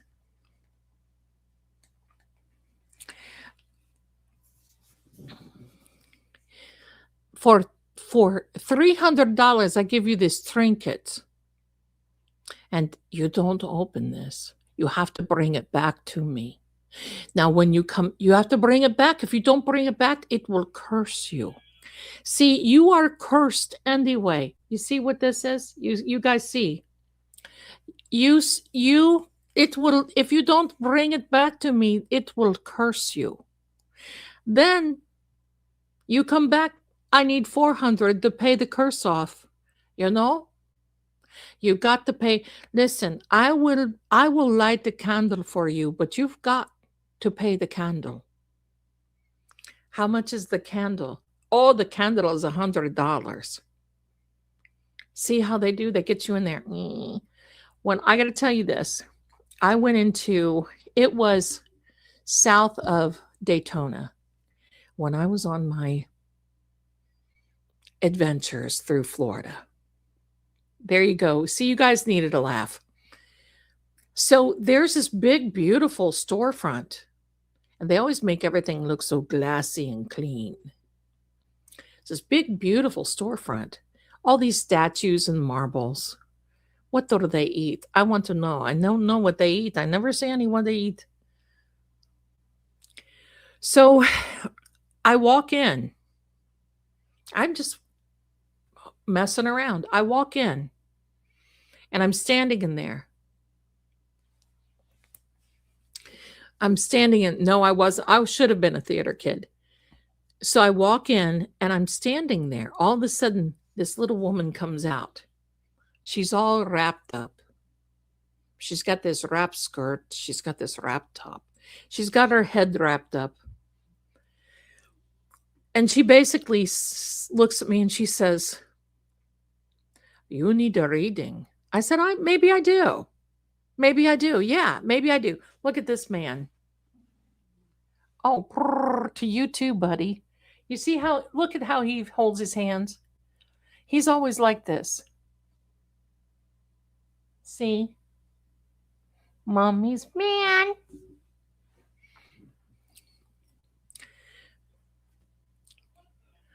So I'm saying to her, maybe I do. She says, "How much money do you have?" I said, "I don't know. How many card decks do you have?" Say, I know the routine. Oh, here, hold on, my darling. Did I read for your daughter? See, you guys have profile names that I don't know. So, thank you. All right. So anyway, how many decks do you have? Maybe I do need one. Well, I'm going to tell you. I think you come in here and you bring a curse with you. I said, "Just one? You sure that I don't have two or three?" And she's looking at me because I'm not a hothouse lily. I just don't fall over. I said, "Maybe there's two or three. What do you see?" So she's dealing it. She has a deck of cards, this big tarot deck. I call them the intimidation decks because when they get big like that, it's for Hollywood purposes only, right? So you don't need to know anything about time you were born, anything like that, because I'm not an astrologer. I'm a psychic reader. So you don't need, if you know your birth sign, you don't even need to know that. You just tell me what's going on and we'll go. So she gets out the big intimidation deck. Now, keep in mind, there's people walking down like the boardwalk here in Daytona, right? And it's starting to get, the sun's starting to go down and the lights are still coming up. And she gets out the intimidation deck. I'm like, oh, I see things. I see how this is going to go. This is going to be absolutely grand. So she starts putting these cards down. And then this is what she does. Oh. I wanted to laugh. Believe me, it's pure theater. Don't let anybody sell you like that because that's what gives all of us a bad name. That's why the religious community doesn't like us. So she lays this one card out. Oh, look. Oh. And it's starting. And I told her, I said, "Are you all right? Do you need a stomach pill, an X-Lax? Do you need something?" "Oh, no. You're right. You have a curse." I said, "Really?" She says, "See that card?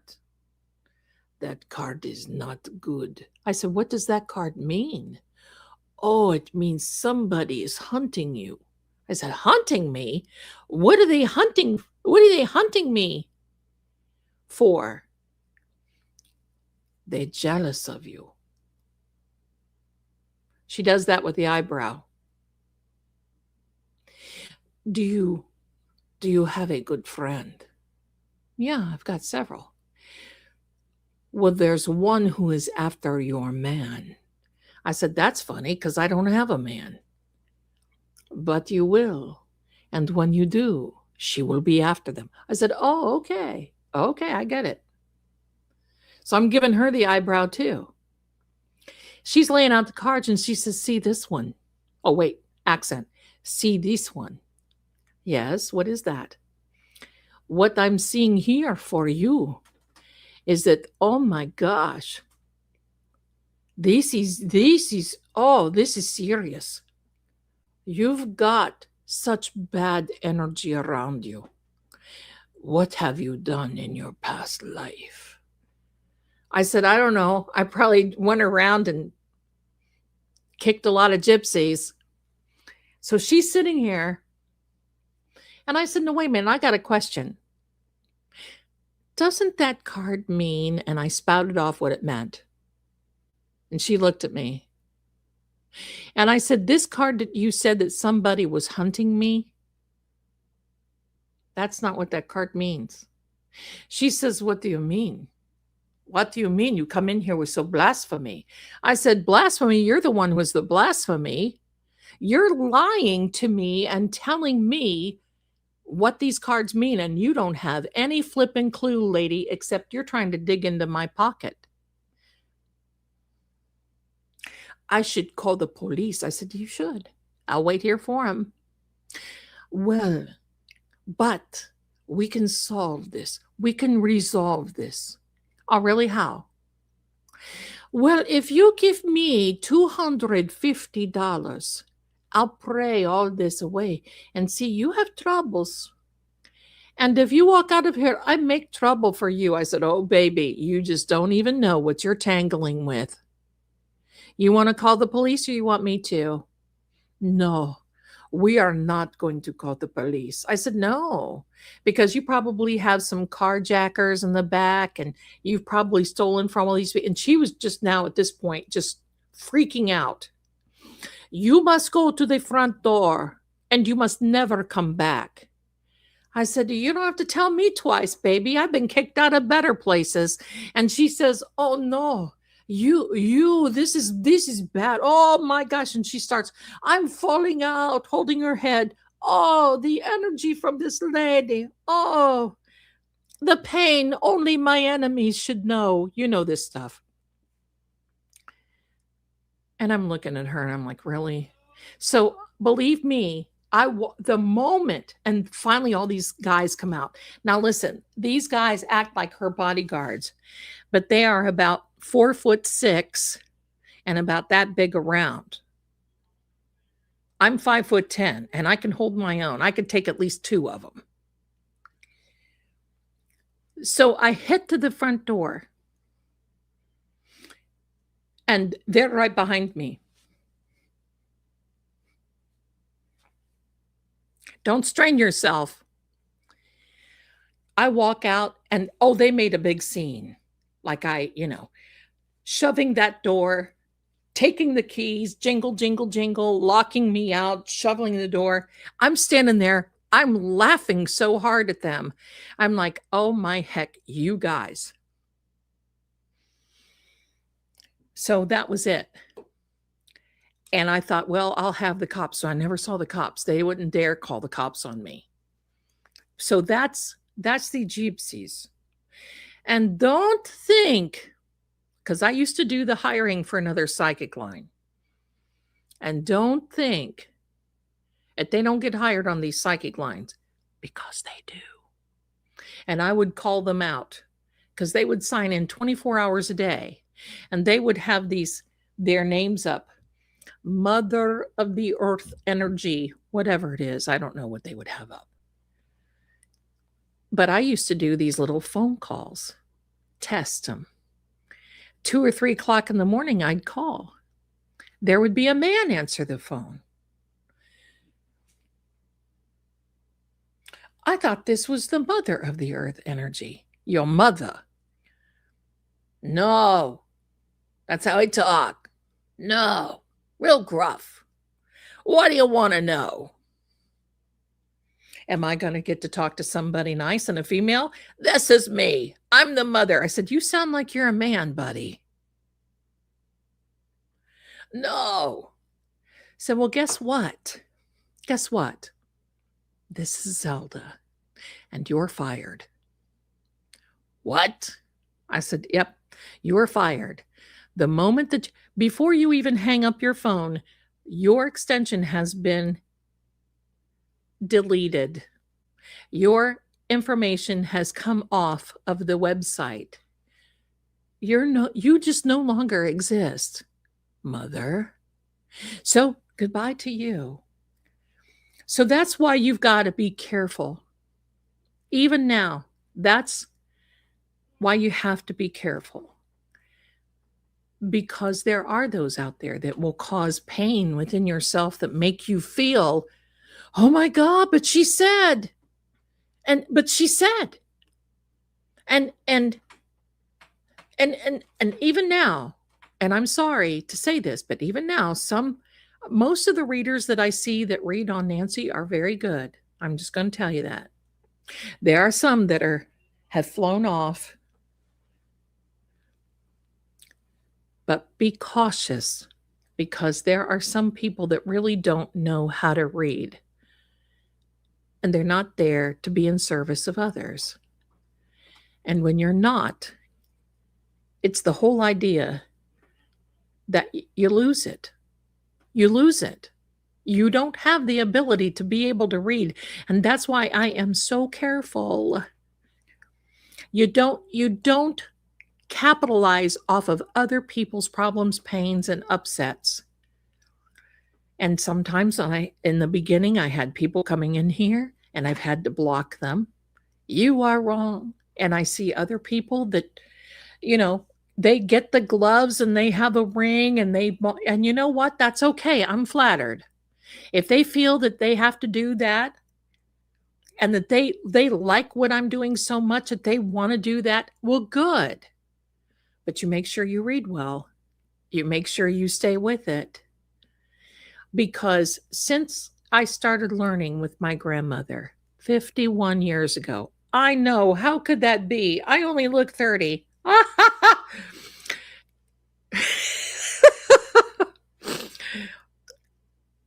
I learned. See, I don't even read for myself. There's nothing wrong with it. But for me, I learned, if you do anything for gain, then it's not good for you. Sometimes I'll have to peek and look. But, the one time I tried reading for me, I was expecting a baby living in Siberia, and, it just doesn't work. Just doesn't work. Hold on. So, absolutely, Coach Karen, you are absolutely right.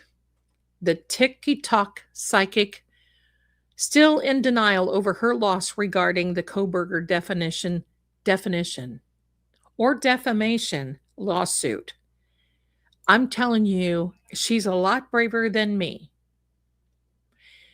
Accusing someone like that of a crime and coming out and bold-faced lying and telling the court, no, you're wrong. Well, she got a judgment against her for millions. I don't know where that's going to come from. She's been banned off of the talkie tick. And you know what? If you've been around the block, you can tell when somebody's giving you a good piece of bull. And yeah, I just like to make fun of them. If you give me $250, I pray that away from you. Here, you take this sacred pouch with you, but you bring it back. And when you do, you bring back another $250. And then I will pray the curse away. What? You see how that just keeps you going? It just keeps you coming back. It keeps you, oh, she's got a new account. Oh, heavens. Maybe I just need to, sometimes I like to watch. Now, listen, there are some readers on the talkie tick that I appreciate and that I like. I tried to go back on the Book of Faces for a little bit and post some shorts and do that sort of thing because it's good I mean, let's face it, my darlings, I'm branding myself. I'm marketing myself, right? But I like what we're doing here. I like this. This is fun. This is fun for me, and I want to do it right. But daggone, in a week since I've been back, there's somebody else who stole my picture, stole my and if you I have raised Cain on there and I have done everything and they don't take it down. So why post my things up there? And you always know, listen, you will always know that if you see a psychic and they've got a WhatsApp number on there, you better be careful. You better be careful because they are not from around here. And a real psychic, and this has happened in our community not long ago, where somebody came in with a WhatsApp number. They just thought they were going to be hot, you know what, hot turd from, from Turd Island. And I shut that down immediately, went on their WhatsApp and, I got them shut down. I don't like a scammer. Don't come after me and try to scam my people. And you know what the sad part is? There were some that believed that was me and paid her and was complaining to True Oracle. Hey, I paid her. Where am I going to get this reading? Never. And that's what happens. Almost is sad. It's sad. And here in the United States, reading was still illegal in many states, clear up into the 60s. So, it's all about responsibility. Take responsibility. I don't read on medical. I can tell you if your energy is good or not, and that's about it. Legal, you know how I read on the legal. But, oh, my darlings, that gal, that's right, that Miss Talkie Tick, she just might find herself behind the bars, and then what are you going to do? And I just don't think it's funny. I just don't think it's responsible. You're given a gift. You should be grateful and cherishing it and not, hey, I'm not saying that I'm right all the time. I'll tell you, there's times that I'm not right. But there are times that it seems like I'm not right. And in the end, it's like, oh my gosh, oh my God, she was right. I get that a lot. But just be careful. Watch for the WhatsApp. I would never put a WhatsApp number on. And I will never, ever. Now, I will run an ad. I'll put on there, get an email reading. Or if you buy anything from the store, it's Psychic Secrets. Psychic Secrets. That was True Oracle. We changed our name. How did that happen? True Oracle. If you buy anything from the website, then you'll probably get an email. We're doing this, or we're doing that, or we're doing this, or we're doing that. But I will never come on here and say, look,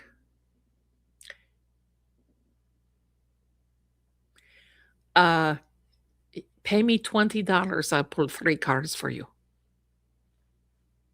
No. Where's my little bubble now?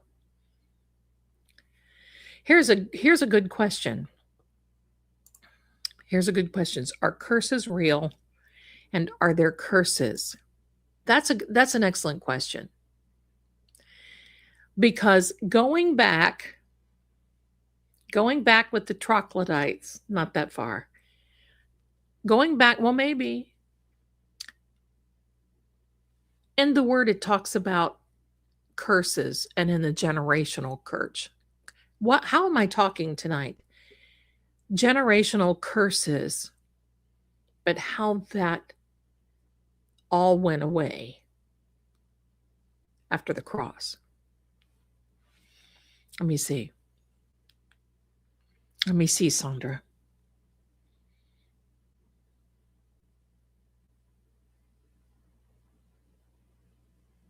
Sometimes it takes a little minute. Is that the same name that you've got it in? Okay, let's see. Yes, I got it. Thank you, my darling. I did get it. Yep, it's me. It's me. It's me. It's Zelda Lee. All right. Thank you so much. This is, I believe now, and especially now, the only curses that we have are those that bring on ourselves that we refuse to handle. And I believe, especially if we have small children, if we do not take responsibility for our lives, straighten up and fly right, and act like somebody, and you're out stealing and caving around and doing things you're not supposed to do and landing in jail and all this other stuff. Hey, things happen, and I am not judgmental. I know people that are felons that I would trust more than others. I'm just going to tell you that. But I'm also going to say that if you can't take this responsibility for your own life and you've got a kid or someone that's around you and they look up to you and they start living the same life and they start doing the same things, oh, that's bad. That's the type of curse. And the only way that that can be broken is if the main person stops and realizes, what am I doing? I need to get help so my kids or my family or the ones that I love are not like this. Or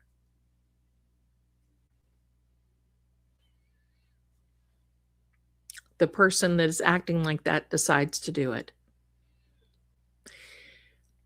I used to teach Bible in a lot of the jails, and it was sickening to me, especially in the county jails. And the one I will never forget, there was a grandmother, a mother, and a daughter who was pregnant that were all in jail at the same time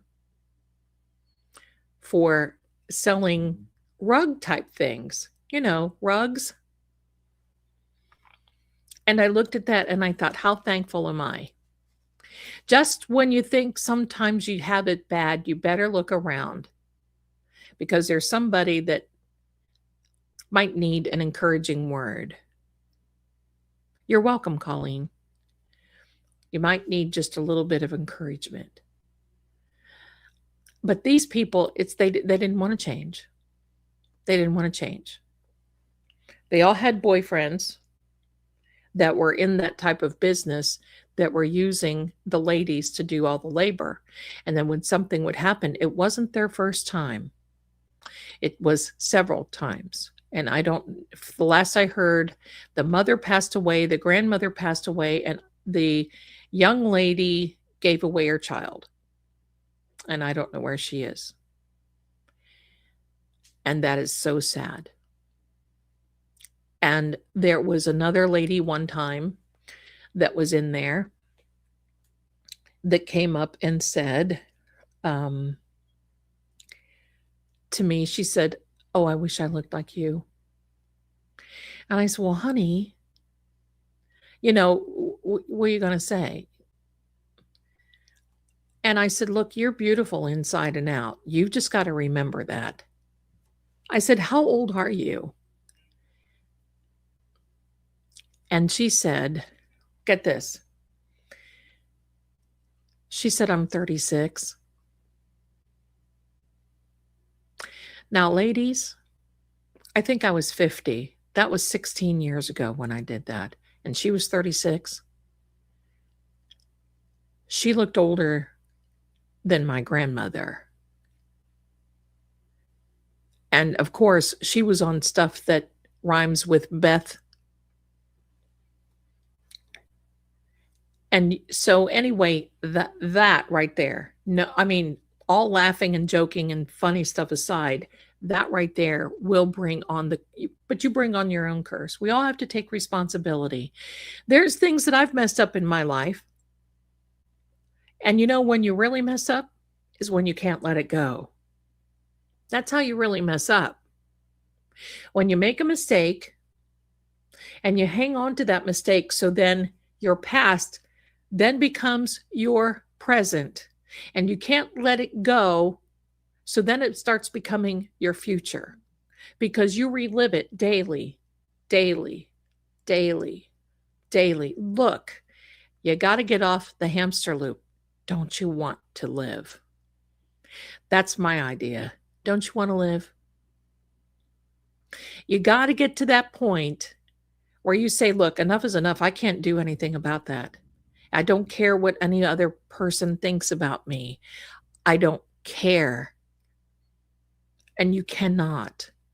If I fell out every time I had somebody on here, and they're usually the psychics, if I fell out every time that I had somebody tell me that, oh, I was this or oh, I was that, or somebody that doesn't understand calls me a name and whatever, if I hid because of that, I would never be able to get over it. At first, it really bothered me. And then I thought, well, what are we going to do? Are we living for that person or am I living for me? And guess what? I'm living for me. And now, listen. Don't forget rice jars. It was a full moon. You can still put out your rice jar. I love the rice jar. I think after today, after listening to the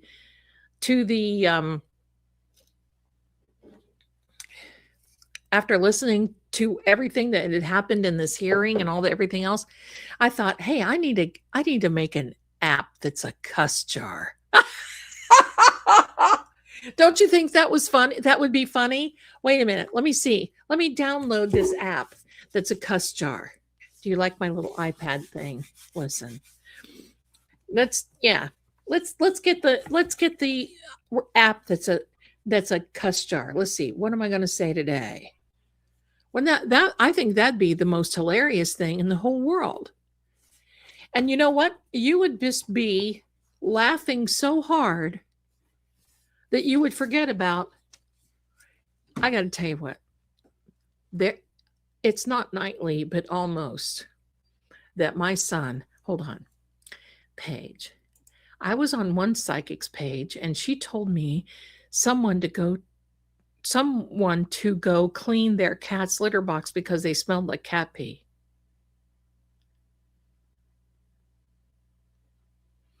Maybe they're having just a hard day that day, right? Pebbles, it's not hard, my darling. You get you a regular jar. If you don't have rice, use salt, use sugar. You can use oatmeal, uncooked. You write what your intention is down. You look at this every day. You think about it every day. And believe me, when you start putting, there you go, Angel. You start putting good things into your rice jars. Remember, like attracts alike. Alike attracts alike, right? I've got a bay leaf in here with house stuff on it. I've got money in here. Look at the notes. I've got love notes in my other one. I've got all kinds of different things.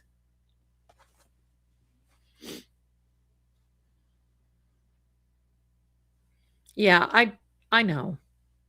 See, to me, you don't know what people are going through. But the rice jars, that's putting your intention. The rice attracts. It attracts, but the rice will hold it. Remember, 1 cup of rice will hold 3 cups of water. What is water?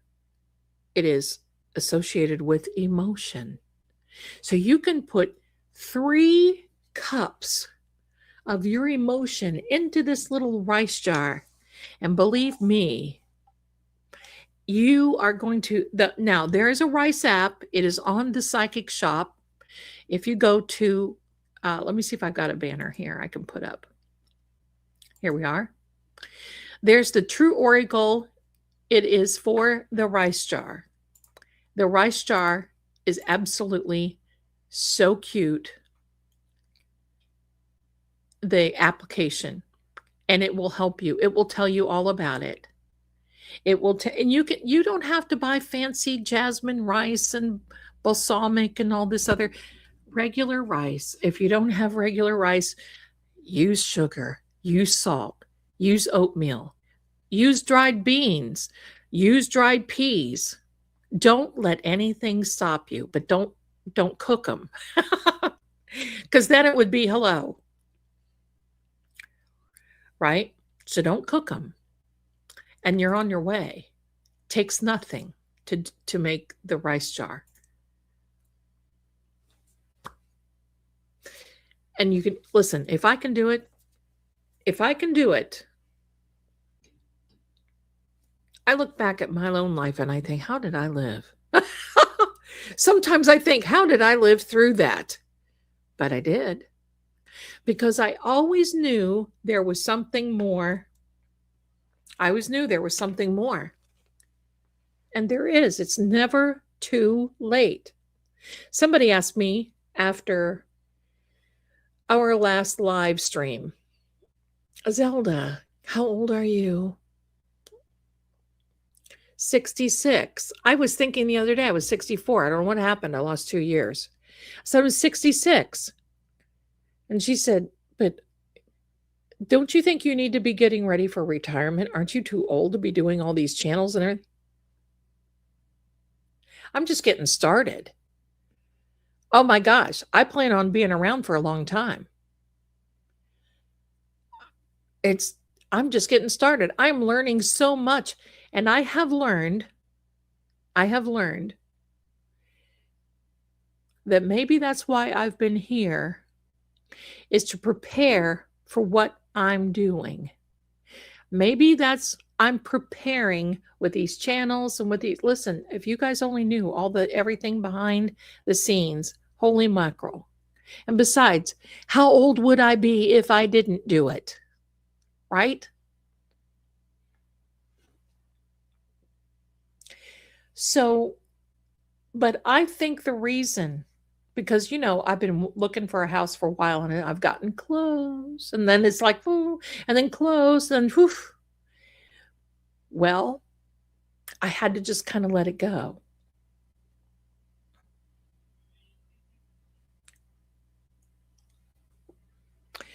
And when I did that, things started coming in. And then I started learning the film business. And that, to me, my darlings, oh, hello from Australia. Hello. Today I've decided to go into chat. Well, Laura, I'm so glad because you've made my day. Thank you so much. Thank you. Thank you. Do they have the tiny lipstick samples? Yes, they have a little box of them. I think you can get those. Those are so cute. And I won't use them because I'm afraid I'll break them off. I'm just now getting started. I'm 66 years wild. There you go. And I do what I want. And that's what's so fun about it. When you start living life and you create your own economy, my darlings, my darling, I am March 15th. So you and I, dippity-doo, have the same birthday, the Ides of March.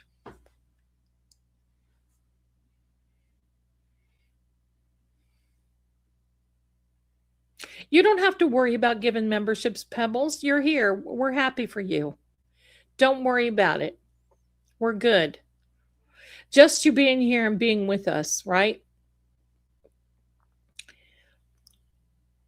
But it's not that I'm getting into that business, but what a creative outlet to know something, to have something, to be something. And I can tell you this, every one of these videos, when you watch them on these channels, are getting better and better and better because I'm learning. You know why? Well, I don't have a formal education in that. I'm not letting that stop me. So I'm creating my own education. I know what I'm lacking, and I keep asking, what am I lacking? Maybe I need this. Maybe I need to do that. Maybe I need to do this. Maybe I need to do that. And you know what? Either the correct application, the correct website, the correct person, or the correct, how do I want to say? editing software, CapCut, iMovie, Clipchamp, any of those, listen,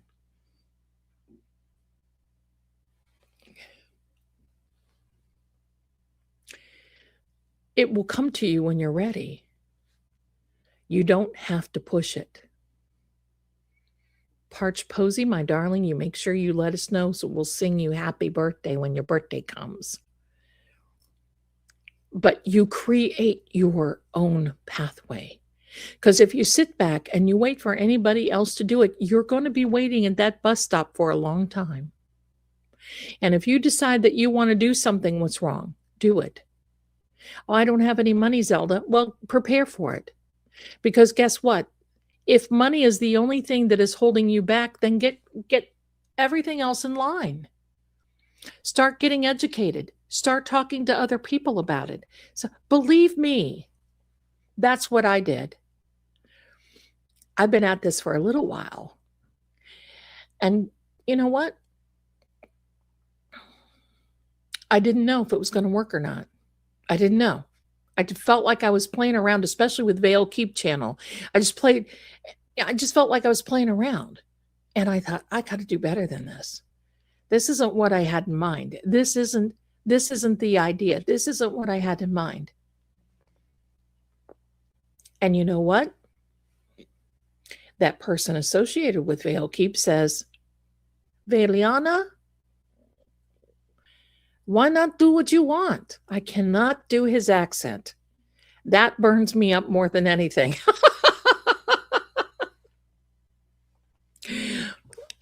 And he's here for it. And when you listen, when you see this next video, I had to take a double take. Because literally, there's a little bit of difference. I'm keeping his privacy. But believe me, I blew it up because I wanted to make sure.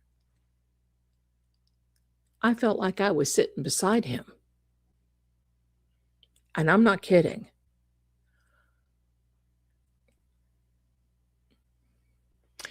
And the people, Captain Harris and Mrs. Marie saw it, and they're like, oh my God. Are you scalloping? I don't know what scalloping means, my darling. What is that? Thank you, Grimere.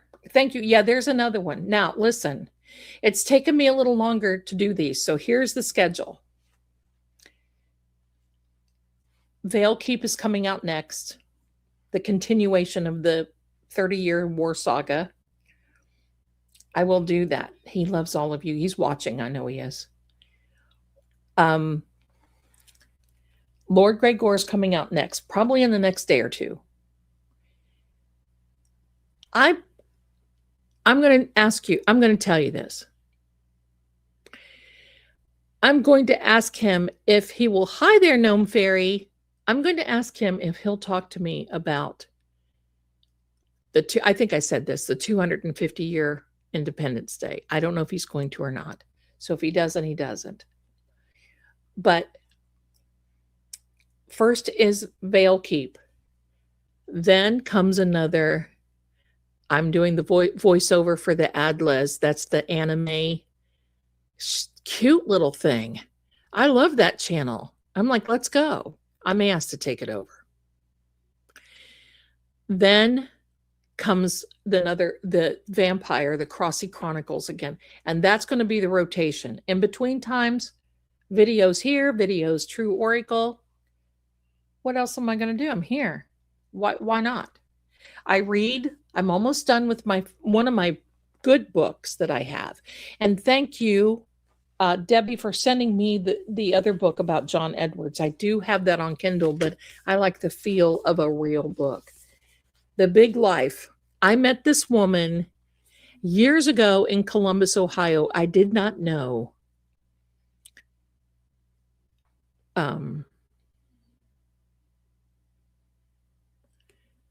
I did not know who she was until not long ago. And I thought, oh my heck.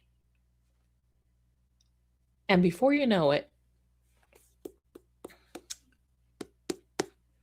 I realized This lady, Mary Wells Lawrence, big advertising exec in New York in the 70s. Do you remember I Love New York? That was her. She was a huge advocate for women. And I went to see her, oh gosh, I think I was just out of high school in Columbus, Ohio. No, I wasn't out of high school yet because we went down there to see her on some type of something or there. And holy moly, I wish to heck I would have paid attention back then. I was too worried about being a cheerleader. So anyway, so yes, my darlings, if you get a chance to get that book, because I love to read. I have a Kindle on my phone, a Kindle on my iPad, which I don't use anymore, in bed since the one time I fell asleep and it fell on my face and I racked up my eye. And then I have a regular size Kindle. So there you go. And in any given time, what I do is hi June, any given time. Thank you, my darling. My cat, oh my goodness, I've got a hair in my eye. And in any given time, if I'm sitting here and I just need a break, or because I try to get up every hour, you shouldn't sit so long. And I'll walk back and forth in my living room and read while I'm walking.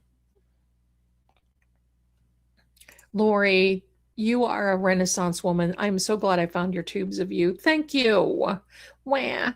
I'm so glad I don't have to ask you to pay for anything that I pray for you, because that won't happen. Listen, I want our big thing to be what I'm going to do for Halloween this year. If you were not here for Halloween, last year I did Tippy Hendrix.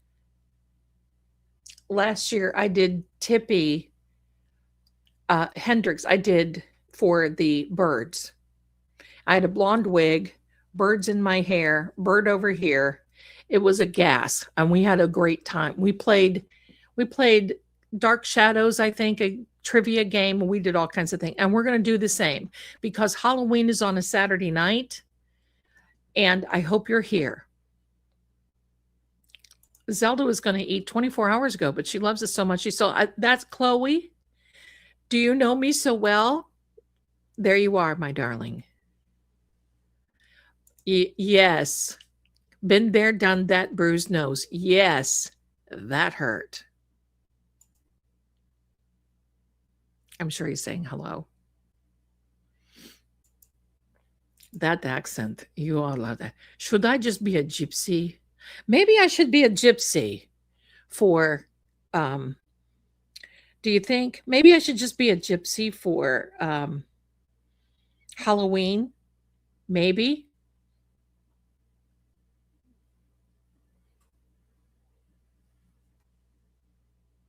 We'll figure it out. I had a great, and the intro was great. Oh, it was a lot of fun. It took me a while to plan it. I got the big blackbirds, put them on. My son's like, Mom, you just embarrass me so much. What are moms for? I have wall-to-wall books. I love that. I love the smell. I do too. Tippy Hendren, thank you so much, my darling. Yes, I got hosed up there for a minute. I was always a gypsy for Halloween as a kid. We had a choice because, we weren't allowed to get those masks were horrible. I'm going to try to maybe find some old pictures of Halloween with us. I don't think I have any anymore, though. But we had a choice. It was either a ghost, a pirate, or a gypsy. Well, guess which one I was all the time. And one year I was hopping mad because my sister got to be the gypsy. And she did it just because I wanted to be a gypsy. So I was a pirate, and I made a good one. Because, I could make our own costumes. And I got one of Mom's big hoop earrings and wore a scarf around my head. I walk around and Arr, matey. So, yeah, there we go, my darlings. Yes, it's about that time. We're just talking now, chatting. We're just chatting. That's it. So, get out there and do what y'all want to do. We'll be back here tomorrow. I'll let you know about Saturday night. It depends on if I get company or not or whatever. Sometimes I just have to take a little breather and catch up. But if not, hey, I'll still put some things out there. You'll know I'm here. You'll know I'm here. A gypsy would be great. What is that? My favorite movie from, what is it? The Wolf. Why isn't my thing working? Give me a second.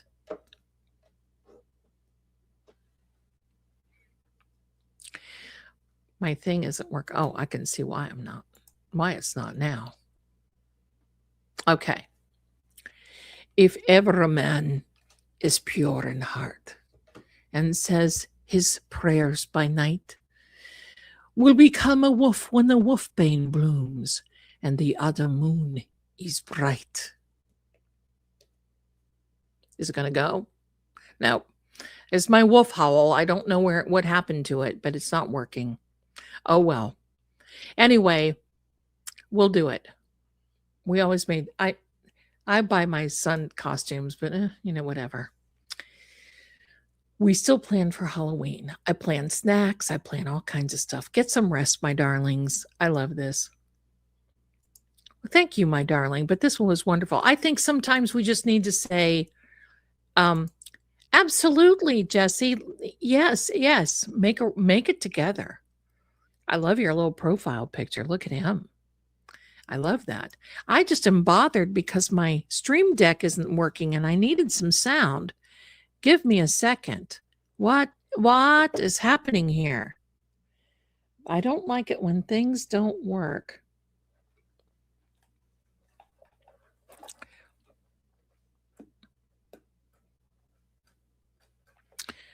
My. There we go. We'll see if we can restart it. There we go. No, it doesn't want to work. So anyway, my darling, thank you so much for True Oracle being here. I love you. Thank you for visiting my Avon page. I love you. Ding dong, Avon's calling. Thank you so much for my beautiful mods who always love to hang out with me because I always love to hang out with you. I think we just needed this. It's Mercury retrograde. Absolutely. Absolutely. And thank you so much. Stay to the end, my darlings. So that way you can say goodbye to everyone. We love you. Hang in there. Do what you want. Do what you want. Okay? In the meantime, have some peace, have some quiet, and have something good to eat. That's what it's all about, right? That's what it's all about. So here we go, my darlings. Say good night. And I will see you again next time. Big hugs, lots of love. And I'll see you soon. If I can find my outro, we'll do it. Where is it? Here it is. Bye for now.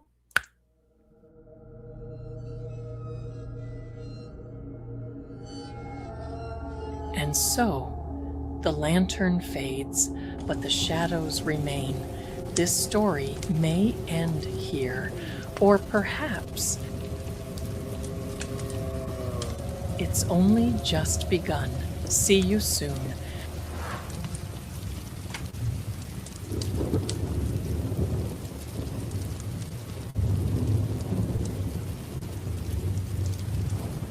For some reason, my sound isn't working. So anyway, here we go. We're going to do it without the sound. Thanks, my darlings. We'll work it out. We'll see you soon.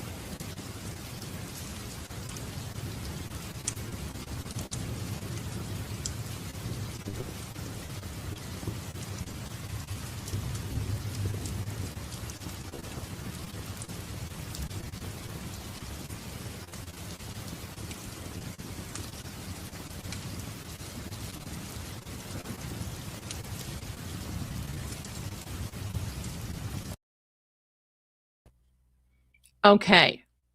So I think I got the sound working. Hang in there. Let me try this before we leave. Get ready? All right. If ever a man is pure in heart and says his prayers by night, may become a wolf when the wolfbane blooms and the autumn moon is bright.